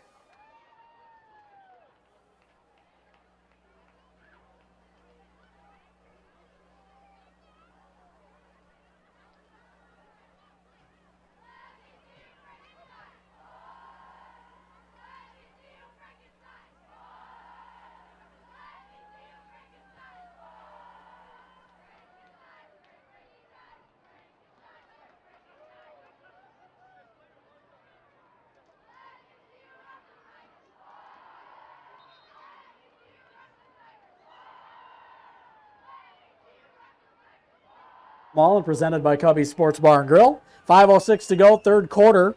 And Huron continues to kind of hurt themselves. They had a couple of turnovers and one in this half as well. They've had 3. And they fumbled on the punt return but got it back. And now they just had an errant snap that made a third and goal from the 16. There's a snap to Porsche who runs to his right. Going to set up and throw into the end zone. And off his receiver's hands. Good coverage by Mason Mathis. Back into the game as he threw it high. For his intended receiver, that must be Carter Porsche, number 81. Oh, Mason Jurgens out there. So I figured since he threw it high. It's like, you're going to go for it. It's a 30, what would have been a 33, 34-yard field goal. So now if you're Brookings, 33-yarder. Fourth and 16, you just... Just keep everything in front of you right here. Don't let anything crazy happen. 4:59 to go, fourth and goal from the 16 for Huron, 5 wide, 3 to the right of Porsche, the wide side of the field. He's going to step up, throw into the end zone, and over the head of everybody, incomplete. The Bobcats defense gets a big stop. It looked bleak. They had it first and goal from the 3-yard line, and were unable to punch it in. They had a penalty, or actually, I'm sorry, an errant snap that put them back on the 16, which helped out the Bobcats defense. Just another in kind of a long line of mistakes for the Huron Tigers tonight. Yeah, again, it's been the fumbles. It's been, right, like you had mentioned right there, you were literally 2 yards away from giving yourself a lead, and something you'd been doing all night, just those direct snaps to Porsche. But it was one that, I don't know if he wasn't ready or if it really was that bad of a snap, but to go backwards 14 yards takes you out of not only your 2-yard touchdown run, but it took them out of field goal range. They had to go for it on 4th and 16, wasn't able to get it. So huge stop by Brookings to not only keep their lead, but also get the ball back here. Hand off left side to Schulte. He's unable to find any room. He loses a couple of yards. It's going to be 2nd and 12 coming up here. Just had nowhere to go. Did Ben Schulte on that handoff. So 2nd and long here for the Bobcats. They're going to go with a 4 wide receiver set. Bergen Tetzloff in the slot to the right. Pistol set for Anderson in the pistol with, Gus Armenta behind him. There's the snap, rolling to his right, throwing it out to his man and throwing it short, intended for Kingston Schneider. Just bounces several yards before it gets to him, and it'll be incomplete. Well, he threw that off balance, didn't set up, saw it kind of quick and sort of maybe didn't set up and throw it out there, get everything behind it. Just kind of threw it into the turf. And the thing is, he only threw 4 passes in the first half. So, I mean, didn't even throw the ball a whole lot. That was his first pass here in the second half. So he's gone almost 8 minutes until finally throwing it. So just hasn't thrown the ball a lot. So tough to, do when you haven't thrown it as much. And you've heavily relied on the running game, but that hasn't been working here either. So Brookings is going to have to figure out something offensively to get in a groove and get down the field. Flushed out of the pocket, rolling to his right is Anderson. We've got a flag flying in from the near sideline. He'll be taken down for a sack. And that's going to be number 20, Oakley Anderson, the linebacker, with the sack, but we've got a flag to sort out here. Referee's talking at around the 10-yard line. Illegal contact, maybe? I don't... Head referee Michael Perrion in on the conversation, which is good. He's going to need to know what's going on. He's got to announce it to us. Here comes the call. Illegal use of hands, defense number 9. Call. That's a 10-yard penalty from the previous spot. 3rd down. Like Johnson all over that one. So that's going to be a big penalty there for the Bobcats as it moves it up to a 3rd and about 2. Or 1. Is it 3rd and 1? How did they get 11 yards on the penalty? That I'm not sure because the scoreboard says, there it is, 3rd and 1. So you're going to have to, you would assume, there he is. Bergen Tetzloff in the backfield. Wildcat, heavy right set. There's the snap. He's going to run right up the gut and lower his shoulder. And we've got a late flag coming in from the defensive backfield. Would be a 1st down. He needed 1 and got about 2, maybe 3. Well, we'll await the official call here. That came in late. I was going to say, now that one I don't know because Bergen it looked like he had gotten the 1st down, went right up the middle. Here comes the call from Michael Perrion, our white hat. Face mask, defense. Wow. 5-yard penalty will be added at the end of the run. 1st down. Well, they got the 1st down anyway, and it was a face mask, so they'll gain 15 yards. They'll tack some yards, not 15, they'll tack yards onto the end of the play, get it out to the 32, but it'll be 1st and 10 from there. And that's, Huron's 7th penalty of the night, and some of them have been costly. Again, that illegal substitution led to Brookings getting the 2-point conversion. That one right there, I know Bergen had already gotten the 1st down, but you tack on those yards after. It's huge for Brookings in the field position game. So Huron's caused some costly penalties here so far tonight. Wildcat, they shift from a right set to a middle set, and they'll pick up a couple of tough yards as Tetzloff gets to the 34. That's going to be a gain of 2, 2nd and 8 coming up. Much there, but he did grind out 2 even after contact. And he was kind of upset. He wasn't technically down yet. He was kind of rolling over some Huron players. He had outstretched. He was hoping to, when he had stood up, he wanted those extra almost 3 or 4 yards. But one of those things when they're all just kind of piled in there and the ref just kind hard of to tell exactly where he's down or what. We don't have enough cameras to look at all like 17 different angles like they do in the NFL. Heavy left set, snap to Tetzloff, runs left, spins, gets to about the 39-yard line. That'll be a gain of 5, and it looks like it'll be 3rd and about 3. We'll see if they stick with the Wildcat set here. Coming up on 2.5 to go in this 3rd quarter. I want to say thanks to Brookings Health System for being a sponsor of high school sports here. It's going to be a long 3 as the ball's short of the 39. They've got to get to the 42. They'll stick with the Wildcat set. Heavy right for Tetzloff. There's the snap. He's going to run right and hit in the backfield, struggling forward.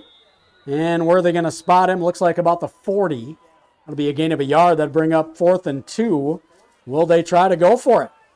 And even right there, as soon as Bergen caught it, looked like he was going to get tackled for a loss of a couple yards. So It was a huge gain of 1. Obviously didn't get the first, but the fact that this could have been an easily 4th and 4. So it looks like they are going to go for it. Bergen looking over. Seems like they're going to, again, just direct snap it to him, assuming they can get those 2 yards. So it's going to be 4th and 2. Ball at the 40. They've got to get to the 42. A heavy right set for Tetzloff. Snap it. And we're going to get a whistle. I think we're going to get a false start on somebody. Might even be on Tetzloff. Looked like it was. I think he jumped before he had caught the snap. Dead ball, false start. Offense, number 3. 5-yard penalty, 4th down. Say number 3. I heard number 3. That's Cash Sather. Yeah, he's out there. So, yep. It wasn't on him. It looked like he almost got a little too emphatic with the hut. Yeah, I thought it was like on Bergen too. He almost got like himself a running start to catch that and go. So I thought it was on him as well. Drew Johnson on to punt, standing on his own 20. Snap coming from the 35, or will it? We've got another flag coming in here before the snap. Dead ball, false start. Offense, number 9. 5-yard penalty, 4th down. That's Ashton Baker. So they'll move him back. Snap will come from the 30. So the deep men for the Huron Tigers will be on their own 30-yard line as well. James Schultz Jr. and Landon Hulst. It's a high kick. Fair caught and dropped at the 33. Jude Meandering coming in and tried to take it away from James Schultz Jr., who was in there instead of Mason Juergens again. But he falls on it, and it'll be 1st and 10 for the Huron Tigers at their own 33. So kind of a wild third quarter, but nobody's been able to get into the end zone yet, despite the fact that Huron had a 1st and goal on the 3 of the Brookings Bobcats. And like you said, just so many fumbles, interceptions, even right there, a muff punt that Huron was able to get on. Like you've mentioned, it seems as though both teams have been trying to give it back to the other team, but Huron luckily able to get on that and keep possession. And handed off to Hulse. Now he kept it. Good fake. He's across the 40-45 out near midfield. And running out of bounds on the near sideline is Anderson Porish at the 49. That's again a 16. And a new set of downs for Huron. Faked me out badly. Looked like he was handing it off to Hulst. That's why he had so much room. It was a good fake.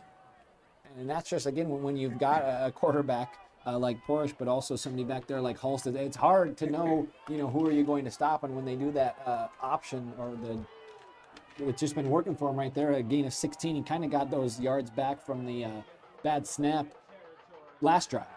Back to pass. And tried for a little center screen. Tipped away, though, by Zach Hageman, number 52 on the D-line. Nice heads-up play by Hageman, reading that pass was coming in his area, and he just knocked it down. That's tough when you're rushing the quarterback to realize he might be throwing it in your area and coming up with the play. Mm-hmm. When you're a D lineman, he's in that D tackle, nose tackle spot. 2nd and 10, ball on the 49 of Huron. They'll go trips right. That's to the wide side of the field, to the right of Anderson. He's in the shotgun. One wide receiver to the near side, and Hulst, the running back, to his left. There's the snap. Looking out to his right, goes to his man over the middle, has him. He'll be short of the 1st down as he's driven back after a gain of 9 by Bergen Tetzloff. So it'll be 3rd and 1. It was Blake Elwine with the catch, I believe. Inside a minute to go here. Actually at 45 seconds, 3rd and 1. Huron on the 41 of Brookings. I'll go with 3 wide. 2 to the near side. To Porish's left. Hulst, the running back, to his left as well. There's the snap. Hands off and hit immediately.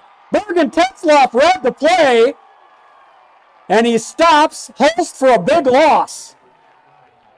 Loss of about 3 would bring up 4th and 4. What a play. Bergen Tetzloff was shot out of a cannon. I think he was on the other side of the ball before it was even snapped. It looked like Hulst had got that handoff, looked up, and just saw Bergen Tetzloff right in his face. Huge play there by Brookings, and that's going to end the third quarter. We go in at the third quarter break with the Bobcats leading 8-6. Back in 60 seconds, a 4th and 4 for the Huron Tigers when we start that fourth quarter.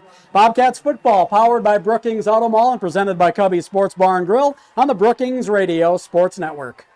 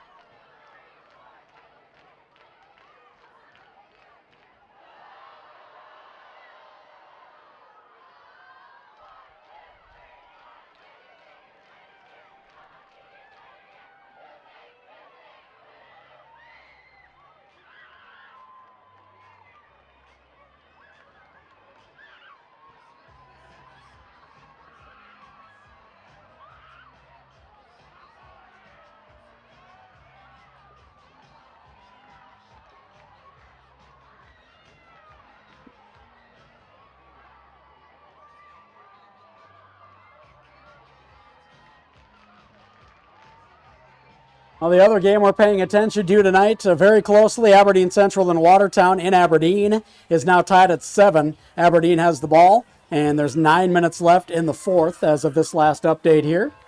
So a tight one. It's got to be tension-filled. It can't just be a blowout by Watertown. For sure. No, exactly. Last week of the regular season, too, everything they've got to make interesting. Yeah. Wouldn't be fun if it was a blowout. And Watertown just can't help the Bobcats out.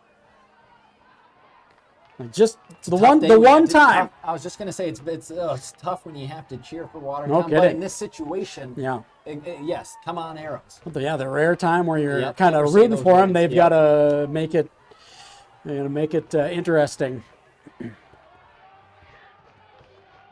4th and 4 coming up here. A little over 4. It looks like the ball just shy of the 45. And they've got to get to the 41, so just over 4 yards. Will they go for it? Will they punt? You've got to be mindful that there's only 4 yards to go. You don't want to jump offside and give them a free one. Exactly, and again, if Brookings can get a stop here, it'd be excellent field position as well for them with a lead. Fourth quarter, we've seen some good drives from them. Even if they haven't got points out of the drive, they've been able to take some time off the clock. So a huge 4th down here for Brookings. No better way to start the fourth quarter than to get a stop on 4th and 4. Still not sure if they're not going to punt it because Porish is their punter. Mm-hmm. And like you said, maybe just try and draw them off sides too, the 5 yards to get that first down. 5 wide for the Tigers, 3 to the wide side of the field to the left of Porish, the far side of the field. They do snap it. Throws it over the middle, picked away. Who was there again? Guess. That's right. Bergen Tetzloff comes up with a big pass defense. And the Bobcats get the ball with fantastic field possession on a big stop on 4th down. That's huge. And when Porch caught that for a second, it almost looked like he was going to pooch kick or something like you mentioned. When he's your punter too, it just brings, you don't know what he's going to do. And they had all the wideouts on the left, one on the right. So again, wasn't sure if he was going to try and pooch it to put Brookings back, but no, he tried to throw an unbelievable deflection by Bergen Tetzloff to get Brookings the ball back. And like you mentioned, really good field position to start here this fourth quarter. Only wishing they would have pooch punted it. Bobcats get it 1st and 10 on their own 45. 2 wide to the far side for Anderson. 2 backs in the backfield with him. He hands it off to Schulte. Picks his way out near midfield, just shy at about the 49. That'll be a gain of 4 and bring up 2nd down for the Brookings Bobcats. Fourth quarter here underway, coming up on 11.5 to play. I want to say thanks to Anderson Insurance for being a sponsor of high school sports here on the Brookings Radio Sports Network. All of our scoring took place in the second quarter. Back-to-back possessions. Yeah. Huron scored, Brookings answered, and that's been it. Bit of a wild game. Slow start and got a little wild in the third quarter. Pitch out right, out of the pistol set for Schulte, who's got room, cuts back against the grain, got some room out in the open. Will he be caught? Trying to outrun Juergens, and he'll get to the end zone. 51 yards, pay dirt for the Bobcats, and they're up by 2 scores, trying to not leave it to fate.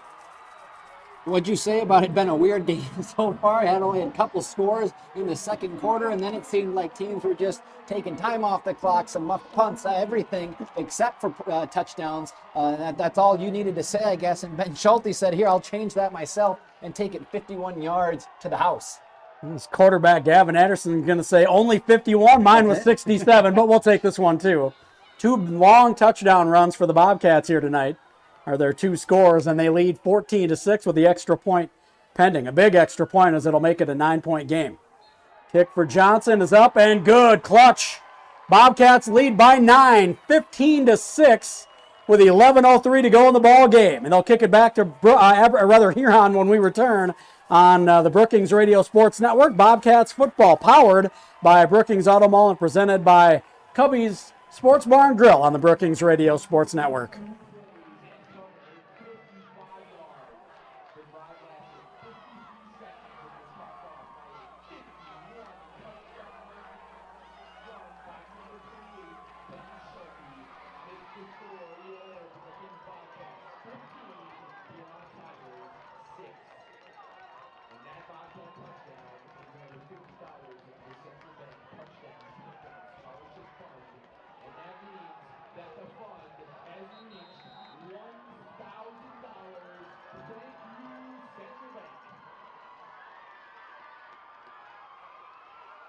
Bobcats football on the Brookings Radio Sports Network. Brookings trying to not leave it up to fate as they're up 15-6. Final game of the regular season with a chance to miss the playoffs for the Bobcats if they were to lose tonight. Still a possibility. 11:03 to go. They lead 15-6. And last I looked, let's see here, the Watertown and Aberdeen Central game. Watertown now up 14-7. with 8 minutes left in the fourth. So everything right now, knock on wood, coming up Bobcats. But if they win, they don't have to worry so much. Exactly. Drew Johnson. Wins, I don't have to cheer for Watertown. It's always nice. Drew Johnson, squib kicks it. Center of the field, it bounces across the 30, taken by one of the up men. Across the 30, out near the 35. It'll be about a 7 or 8 yard return on the kick. The Bobcats defense running back out there. 1st and 10 for the Huron Tigers on their own 35. 10:59 to go. Bobcats D back out there looking to do their job once again. They have stepped up pretty big tonight. Gotten some help from the Tigers with penalties and a couple of turnovers, a few turnovers, 3. There's the snap to Porsche. He hands it off to Holst, who is going to fall forward for a short gain. First one there was Cash save there. Got help from some teammates as well. And it'll be a minimal gain. 2nd and long coming up. They are going to give him a full yard. I think the ref just guessed. It was hard to say. It was hard to tell where the ball should have been put down. But 2nd and 9 coming up as we approach 10.5 to play in the fourth. 3 wide for the Tigers, 2 to the near side for Porsche. That's the wide side of the field to his right. And the running back to his right as he's in the shotgun. Landon Holst, the running back. There's the snap, back to pass. Looking to his left, going to the far sideline, and going up tall for his receiver, and it's incomplete, tipped away. Intended for, that was Mason Mathis on the coverage, and it was intended for Carter Porsche, the 6'5", wide receiver, a tight end. They play him like a wide receiver, but he's technically a tight end. Nice job by Mason Mathis. Giving up a few inches there. I was going to say, I mean, that's not even the tallest. We haven't seen him go to Elwine a whole lot tonight, but again, with the other Porsche 6'5", and then you've also got Elwine at 6'9". They've got some tall, lengthy options at receiver. Mathis giving up 6 inches there on that play, but he made it. And it's 3rd and 9. Porsche in the gun again, 3 wide. Here's the snap, back to pass, looking to his right, going to throw it up to the near sideline for Elwine, who's covered, and he's going to come away with incompletion call. Jones Hunnemer giving the lock you down seatbelt maneuver, but we've got a flag on the play, and Hunnemer can't believe it. The referee looked like he was looking to make a call there. I don't know if they got that one right. Pass interference, number 15, defense. L1. 15-yard penalty. Legal. First down. Yeah, that's what I mean. Not to the point. Yeah. He wasn't holding him, wasn't pushing him down or anything. It was a good throw, too. I mean, it wasn't like it was one of those that was maybe short and Elwine had to try and come back and get it or anything. Jones, I thought, played excellent defense, great coverage there. No, I agree with you. Definitely was not pass interference. One of those things, like you said, a ball gets thrown up like that. Don't just throw the flag because of the coverage by Jones. It was great defense. I'd say Huron gets bailed out there on that third down. 3rd and long as well, and they did. 1st and 10. 4 wide, 3 to the far side of the field to the left. A quick pass out in the flat for Juergens. He's got a good block. Got some good yardage on the far sideline, taken out near the 40-yard line. We'll see where they spot it. Looks like it's going to be the 41, a gain of 8. 2nd and 2 coming up. Huron doing a good job of getting the ball into one of their best athletes' hands. He doesn't need much room, and he didn't get touched till he was about 6-7 yards downfield. 3 wide, 2 to the near side of the right, H-back right as well. Hand off to Holst, bounces off the line, cuts around the edge. Got some room across the 40, the 35, the 30, 25, 20, inside the 15, and run out of bounds. They're going to put him at the 12-yard line. That's a 29-yard gain. Best run of the night for Landon Holst. And he's got the Tigers inside the red zone. Clock stopped at 9:27 in the 4th quarter. Big run and got out of bounds. Tigers with 2 timeouts left. That could play big down the stretch here with under 9.5 to go. Want to say thanks to Brookings School District for being a sponsor. 2 wide receivers to the right side of Horish. That's the short side of the field. Now a man in motion. They run the option left. Horish keeps it, pitches it at the 10, back to the 12, and having room around the edge is Mason Juergens, and it's a touchdown for Huron. That's not what the Bobcats needed. Huron scores pretty quickly. Mason Juergens, 6th touchdown of the season.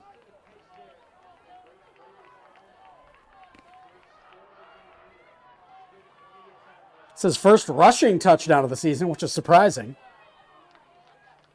Well, that makes it 15-12. And the Tigers' extra point. They're going to go for 2, it looks like, to make it a, 1-point game. I mean, you don't get it, you're still only down 3. I don't know why you wouldn't go for the 1 and have a field goal put you ahead if you take the lead, exactly. Yeah, I'm not sure, but they get it to Porsche, who's going to try to get around the left edge. He lowers his shoulder and does get in inside the pylon, and it's a 2-point conversion for Huron. It is a 1-point game, 15-14 Brookings over Huron with 9:18 to go. The Tigers will kick it back to the Bobcats when we return. This is Bobcats football, powered by Brookings Auto Mall and presented by Cubby's Sports Bar and Grill on the Brookings Radio Sports Network.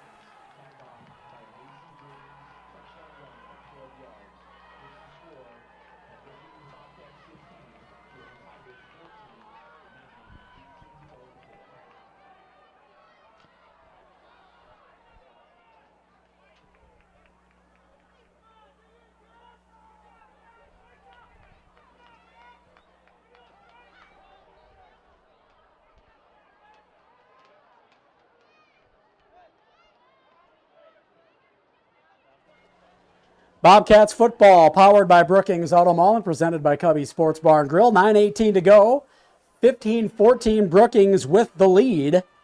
And you think about now that penalty on the extra point that Huron committed earlier that made the Bobcats go for 2 from the 1-yard line. That's coming up big right now. Between that and the missed extra point from Huron, to start on their first touchdown, both crucial. So again, Brookings thankfully has that 1-point lead, but still they want to just put more points on the board and again not really allow Huron to get the ball back or have a chance to win it. Again, 9:18, plenty of time left, but Brookings, that first drive of the first quarter, they did take quite a bit of time off the clock, so they're able to do it. We'll just have to see what they do. Squib kick right. It gets all the way back to meandering at the 22, looking for room around the right side. Going to be hit at the 27 and driven back. He'll get forward progress to the 27. About an 8-yard return on the kick. Bobcats will have it 1st and 10 right there. 9:10 to go. And the Bobcats lead by 1. Could see if I can get an update on the Aberdeen Central and Watertown score. Tied at 14 with 6 minutes to go in the fourth. Watertown's got the ball back. Of course. Gotta make it interesting. Oh, nail biters going on here. Wildcat, heavy set left to get it to Tetzloff. He's looking for room around the left edge. He cuts it up, picks up a couple tough yards, falling forward. Actually, about a yard is what they'll give him. 2nd and 9 coming up as we tick inside 9 to go here in the fourth quarter. I want to say thanks to Stony Brook Sweets for being a sponsor of high school football here. Inside 9 to play. Ball at the 28. You had to get to the 37 for a first down. Brookings huddling up. No need to be in a huge hurry here.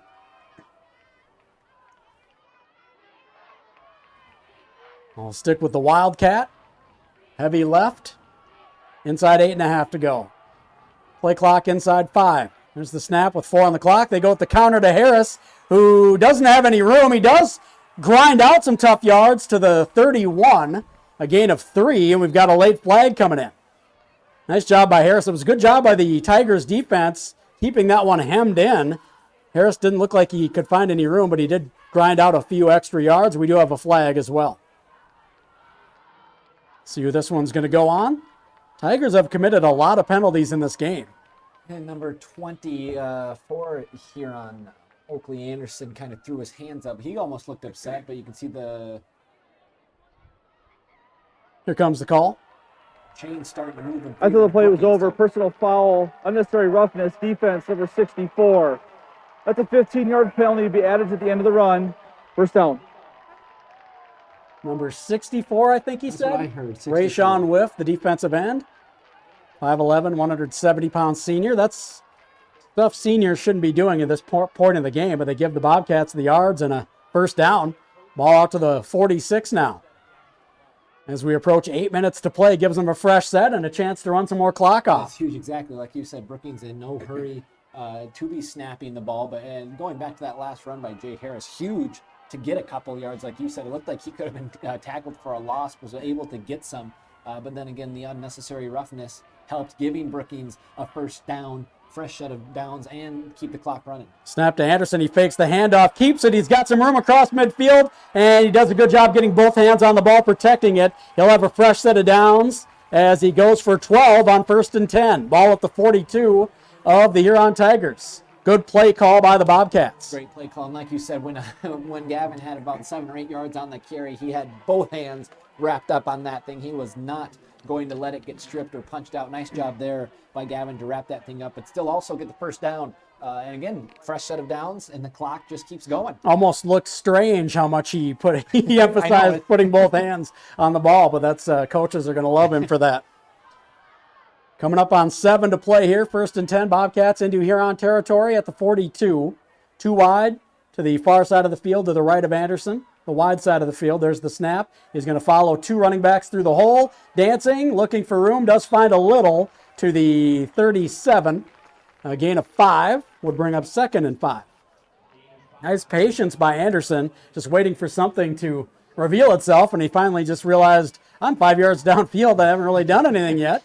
And that's where they finally got him. 2nd and 5 coming up. 6:45 to go, fourth quarter.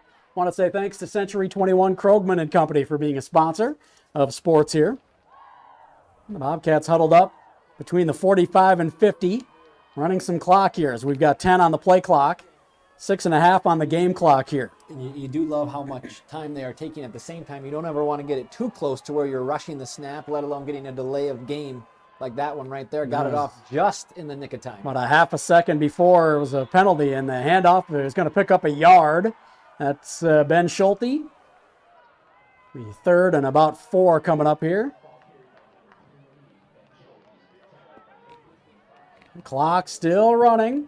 Here on 2 timeouts left. We tick inside 6 to go here. Bobcats going to run it down again. They've got 20 on the play clock right now, and they're in no hurry. No hurry. Like you said, they probably want to go a little quicker than they did last time. Exactly. Again, if you can get up to the line around maybe 10-ish so that you still have time to snap it. And again, you're not super rushed, but again, 3rd and 4, you're going to be 4 down territory. If you can get a couple yards here and again, or Bergen could just pick it up himself Tetzloff dragging tacklers. He's going to have the first down inside the 30 to the 29. Picks up 7 yards, and he had contact as soon as he got to the line of scrimmage. He just grounded out with his brute strength. It's a big conversion for Brookings, and getting up slowly. Some good sportsmanship by Cash Sather there, helping out Oakley Anderson, the linebacker for Huron. We've got a timeout on the field. I'm just trying to figure out exactly who called that. I'm guessing it was Huron, but had to have been Huron. I don't see him taking anything off of the board yet. No, obviously no need for Brookings to call it. So either we just didn't hear it, or maybe the referees called it for an injured player. There was Oakley Anderson did get up a little slowly, so maybe they were giving him a chance to get off the field. So, yeah, no timeouts have been taken off the board. I think that was a referee timeout, so they could get Oakley Anderson off the field. 5:28 to go. Clock is stopped after a referee timeout. They'll wind it live now, and it's running again.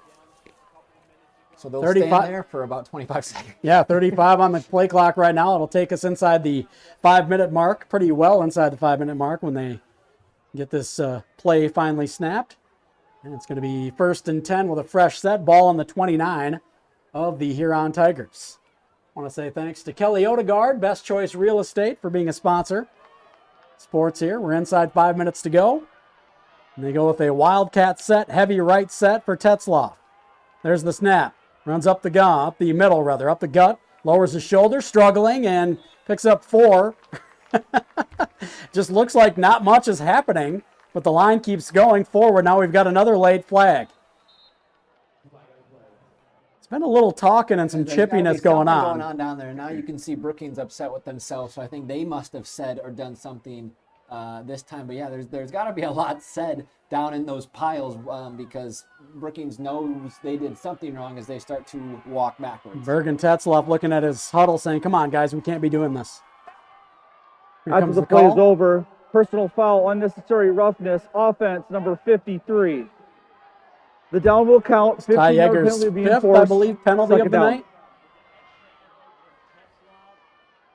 That's a big one as it'll move them back. 2nd and long, 2nd and 22.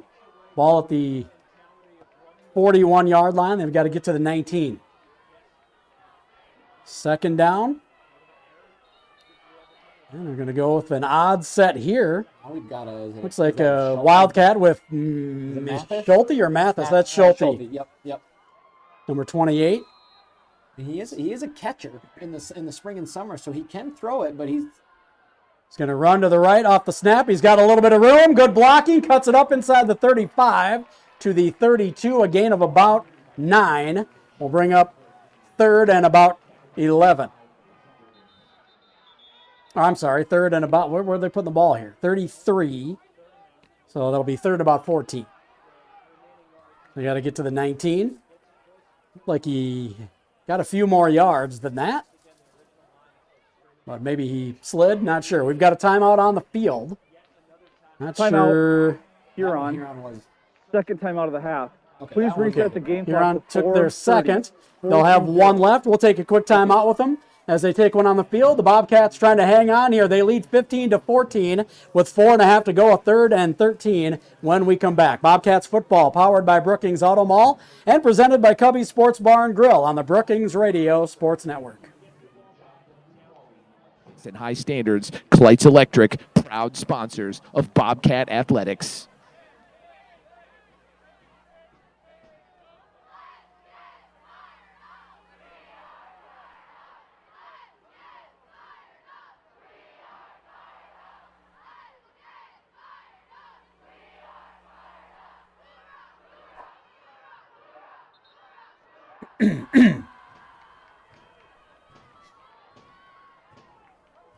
Bobcats football powered by Brookings Auto Mall and presented by Cubby Sports Bar and Grill. We've got 4:30 to play here in the ball game. 15-14. Bobcats holding on to a slim lead. And a 3rd and 13 coming up here. I'm saying it's 14 because they've got to get to the 19 and they're on the 33. So 3rd and 14 coming up, 4.5 to play. Anderson out there, waiting for the snap. Running back to his left and one behind him.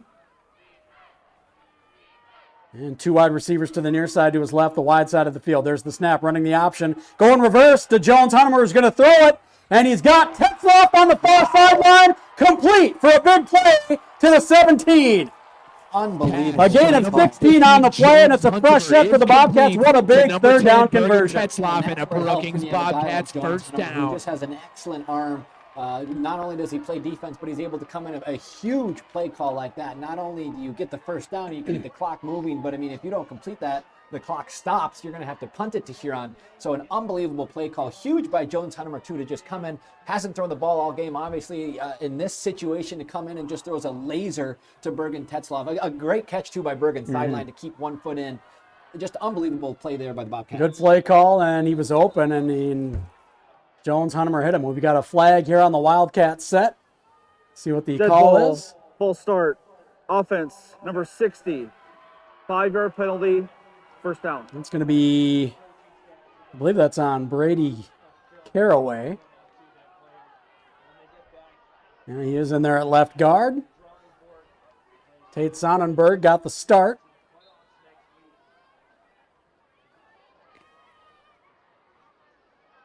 It is 1st and 15, 4:23 to go.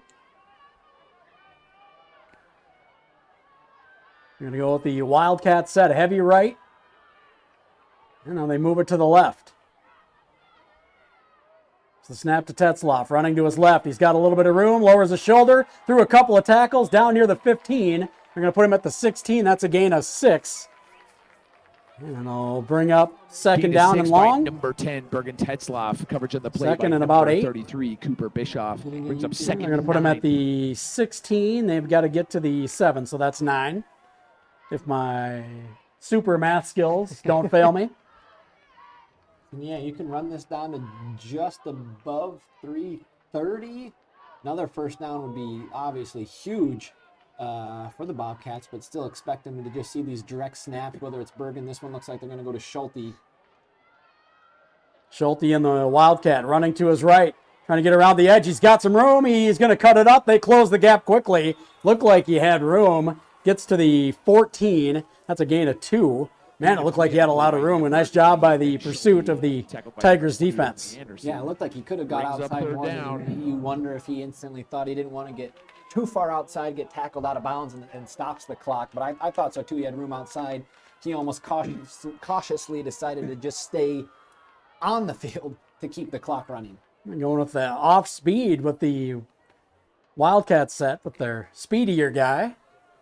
As we're going to tick inside 3 minutes to go here.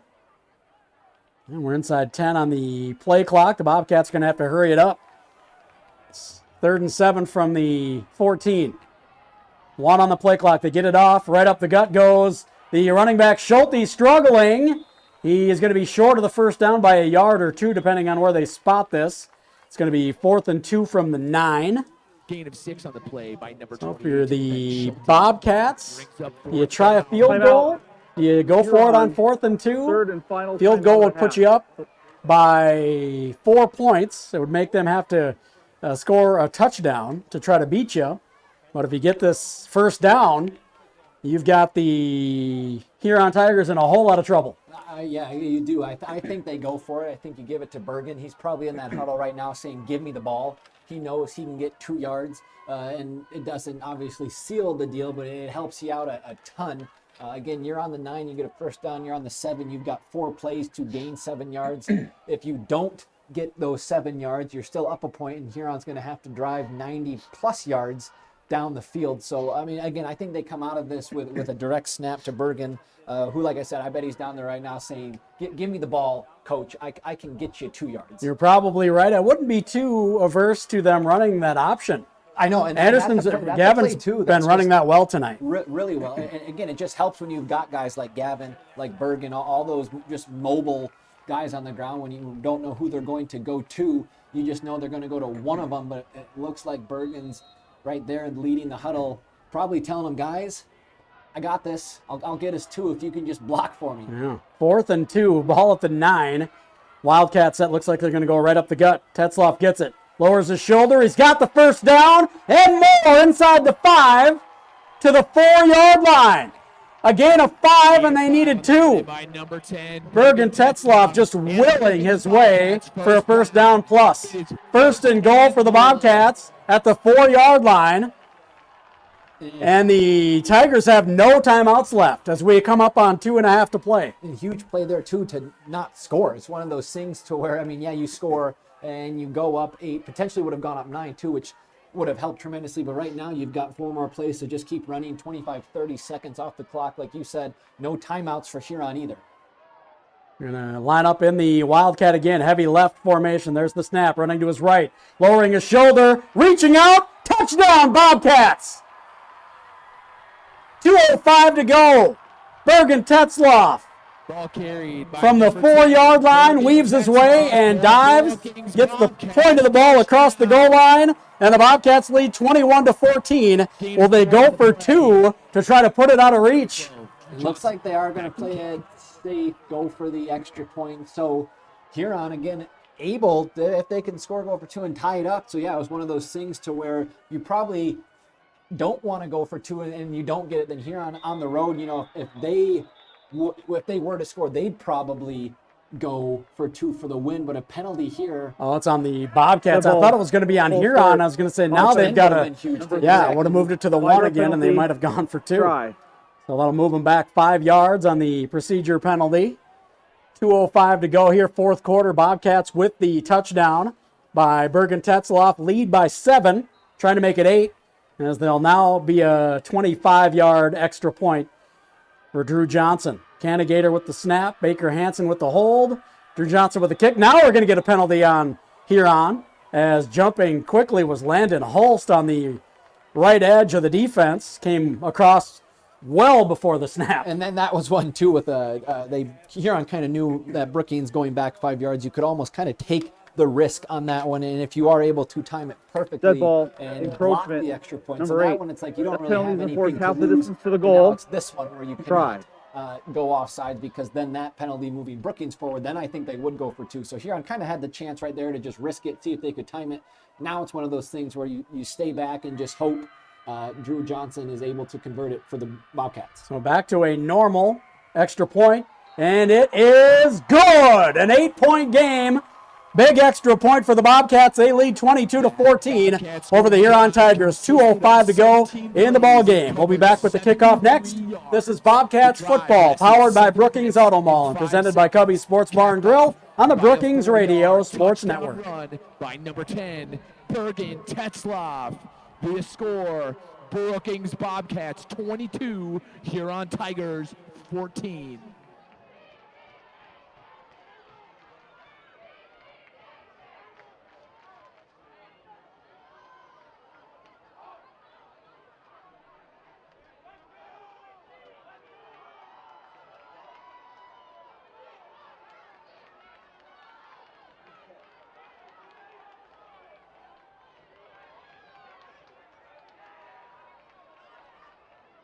Bobcats football on the Brookings Radio Sports Network. I just saw that Aberdeen Central kicked a field goal to take a 17-14 lead in the first overtime.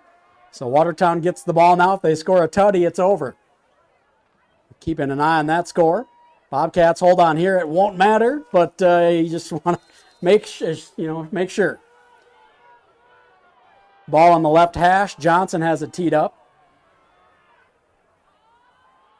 It's a short kick to the center, bounces across the 30 by the up back, and to the 22 for Mason Juergens, who gets out to about the 25. That's only about a 3-yard return on the kick. Nice coverage by the Bobcats. Nice kick by Drew Johnson. Yeah, great kick again by Drew. And right here, you've got 2 minutes. 2-minute warning on the clock. Brookings just has to make sure, keep Huron in bounds. You know, they have no timeout, so they're going to be moving very quick. So curious to see, they've thrown it every here and there, but they're going to have to pass here. You've got to march down with 2 minutes left, no timeout, score, and still go for 2 to tie it. First and 10 on their own 25 for Huron. They go 3 wide, 2 to the near side to the right of Porish, the wide side of the field. He fakes the handoff, keeps it, does Porish. He steps away from a leg tackle, runs out of bounds on the far sideline as he's chased out by Mathis and Canigator. Pushed out of bounds by Picks up a couple of yards before running out of bounds. Gets to about the 27, a gain of 2. 2nd and 3 coming up. Or 2nd and 7, rather, coming up after the gain of 3. And now it looks like they're going to give him 2. So it'll be 2nd and 8. 1:54 to go in the ball game. An 8-point lead for the Bobcats. I should say in the fourth quarter. 2nd and 8 coming up. There's the snap to Porish. He goes right in the middle to Holst, kind of a center screen. And Holst works his way to the sideline so as to stop the clock. And it'll be 3rd down. He got to the 32. It'll be 3rd and 3. Mason Mathis to gain of 5. Brings up 3rd. The ball at the 32. They've got to get to the 35. 1:47 to go. Clock is stopped because Holst did get out of bounds. 4 wide, 3 to the near side of the field. It's the wide side for Anderson to his right, 1 to the left, and a running back to his left. There's the snap to Porish. Quickly out into the flat. He goes to his man, has him at the 30, runs up the sideline, and out of bounds. Gets the first down. That was Mason Juergens, number 5. Pass complete to number 5. Mason Juergens is good for a Huron Tigers. Out to the 40-yard line, a gain of 8 there. So it'll be a fresh set for Huron. The clock is stopped while they set the chain. Actually got out of bounds, so the clock is stopped and will remain that way until they snap it. 4 wide, 2 to either side. Ball on the right hash. Porish in the gun. It's the snap. Looks, and they get the play off of rhythm, out of rhythm, but double clutch, and he gets it to his man. That's Schultz Jr. out near midfield, a gain of 9 there. There's just kind of a quick little in pass. And the end on that side was Hoppy, got his hand up and kind of interrupted the rhythm of the play. They still got it off and got 9 yards. Porish in the gun, 4 wide. Looking to his left. Goes across the seam. Ball tipped up in the air away from Juergens. Will get some flags as he was begging for them, and he'll get them. Let's see who tipped it up. Was that Hunemer who tipped that away? Or was it I Tetzloff? couldn't tell who tipped it. They were both in the area. And I think they're calling the penalty on Bergen, but I don't know if they're going to say unnecessary roughness or if they thought the receiver was the defenseless receiver. But it was 2 quick flags, so I think it was tipped like you had mentioned, and then Bergen came in and just hit the guy hard. But Personal foul, unnecessary roughness, defense number 10, a hit on a defenseless receiver. That's a 15-yard penalty Give from the him previous the spot. personal foul call. First down. That will give the Tigers a big gain. It'll be into Bobcats territory as they mark it off and they put it down on the 35-yard line. So they're in Bobcats territory. 1:13 to go. They'll go with 3 wide, 2 to the far side of the field, the wide side to the left of Porish. He's got a running back to his left and an H-back left. 3 down linemen for the Bobcats. They run left. He runs behind Holst. Looking for an avenue. Going to get outside and run out of bounds after a gain of about 5. Gain of 3 in the play by number 11, Porish. We're going to put it on the to Jay Harris. 29 or the 30. We'll see where they put it down. Gain of about 4 they'll give him. So the ball at the 31. 2nd and 6 coming up. They've got to get to the 25. Clock is stopped as Porish got out of bounds. Porish in the gun. 4 wide, 2 stacked to either side, and a running back to his left. He's going to run it up the gut, and it was a designed quarterback run, but he's taken down for a minimal gain. Blake Canigator there. Carried by number 11, Anderson Porish. And also in on the tackle was Carson Lohr. Number 70 in on the D-line. 3rd down. 3rd and 4 after a 2-yard gain. Ball on the 29. They've got to get to the 25. 40 seconds and counting to go. Trips left for Porish. Back to pass, looking to his left. Flushed up into the pocket, spun around, keeps his feet, rolling to his right now. Canigator in chase. Throws it up on the near sideline. It's tipped away. Intended, I believe, for Elwine, and it was tipped away for the Bobcats by Jay Harris, number 22. By number 11, Porsche, incomplete. That was actually intended for number 81, Carter Porish. Jay He Harris. got up a little slowly. Looked like he may have hurt his leg. He's got a It big is brace, fourth or a down. brace rather, on the right knee. Not sure if that took a jostling, or is that a brace that I see, or is that He's just got something, and like you said, Yeah. yeah, he was laying down there grabbing it too. So glad to see he was able to get up and nothing serious. But yeah, he's got something on that right leg, whether it's the knee or goes down to the calf. But here we go. 4th and 4, ball on the 29. Got to get to the 25. Trips left in tight. They get it to Porsche. He runs to his left, looking for the first down. Lowers his shoulder. He's going to be right at the line to gain. I think he's going to have a first down. 21 seconds to go. They'll stop the clock while they reset the sticks. And the chain gang a little confused, not sure what's going on here. And that's going to give the Huron Tigers kind of an unplanned timeout here. Please reset The game Bobcats clock crowd 19 groans a little seconds. bit. 1-9. So they put 19 seconds up on the clock. As this chain gang just looked like they didn't know what happened, and they had to Break it stop up, the chain game. gang. Yeah, they had to stop the game and wait for him to catch up. So it's 1st and 10, ball on the 25. They'll wind the clock here at some point with 19 seconds to go. Should be 1st and 10. I'm not sure why they've got 2nd up there. Right? First down? Yeah, that was a first down. Yeah, it was 4th and 4. So yes, it's first and 10. All right, here we 19 go. seconds. Porish throws it over the middle, tipped. I think it was Carson Lowe who got a hand on it. Carson Lowe reached his hand up and got a hand on that one. Nice job by Carson Lowe playing D-line. He's 6'3", and used that wingspan to knock down the ball. So it is now 3rd and 10. 3rd down. So they clocked it before they got the 2 sticks set, I think is what happened. That's where the confusion was. They got up and clocked it. Okay, so that was super quick then. Yeah. Okay, that makes sense. It was before the sticks were even set. So that's where the confusion came in. Yep. So 3rd and 10, 4 wide. Back to pass. Porsche looks out to the left, and the ball is tipped away as it was for Elwine, and tipping it away was Mason Mathis, who made another big play on defense. Pass by number 11. 4th and 10 coming up. 83 Elwine. Great Coverage defense by there by 26, Mathis to just come up Mason there. And again, Mathis. Giving up 8 inches. I was going to say between Elwine or down. Porsche, whoever they're going to, 6'5", 6'9". But the Brookings cornerbacks have done an excellent job of just going up there. Doesn't matter. They don't really care that they're giving up 5-6 inches. A huge pass break up there by Mathis. Here we go, 4th and 10, game on the line once again for the Brookings Bobcats. Mathis showing up as vertical tonight. 4th and 10, ball on the 25, back to pass. Porsche goes over the middle, has his man at the 10, falls down at the 8-yard line. That'll be a 17-yard gain, and they're going to try to clock it quick with less than 5 to play, and they're going to clock it with 1 second on the clock. He found his man, I believe that was Carter, over the middle, his brother, and it's 2nd and goal from the 8.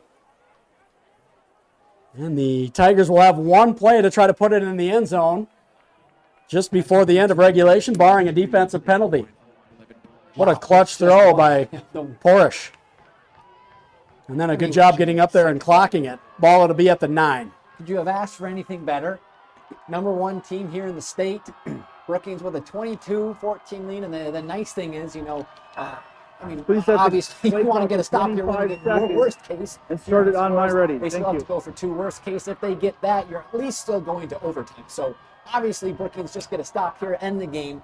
But knowing that Huron cannot win the game helps a little bit. Or like I said, just come out right here, get a stop, and upset the number 1 team in the state. Another overtime. Watertown leading 20-17 over the middle into the end zone. It is incomplete. Looked like he had his man, but he couldn't come up with it. I'm not sure if a Bobcat knocked it away or if it was just dropped by Carter Porsche in the end zone. And the Bobcats hold, and they come away with a win and don't leave it to fate. 22-14 the final. The Bobcats win on their home field to finish the regular season against the number 1 team in 11 AA. Wow.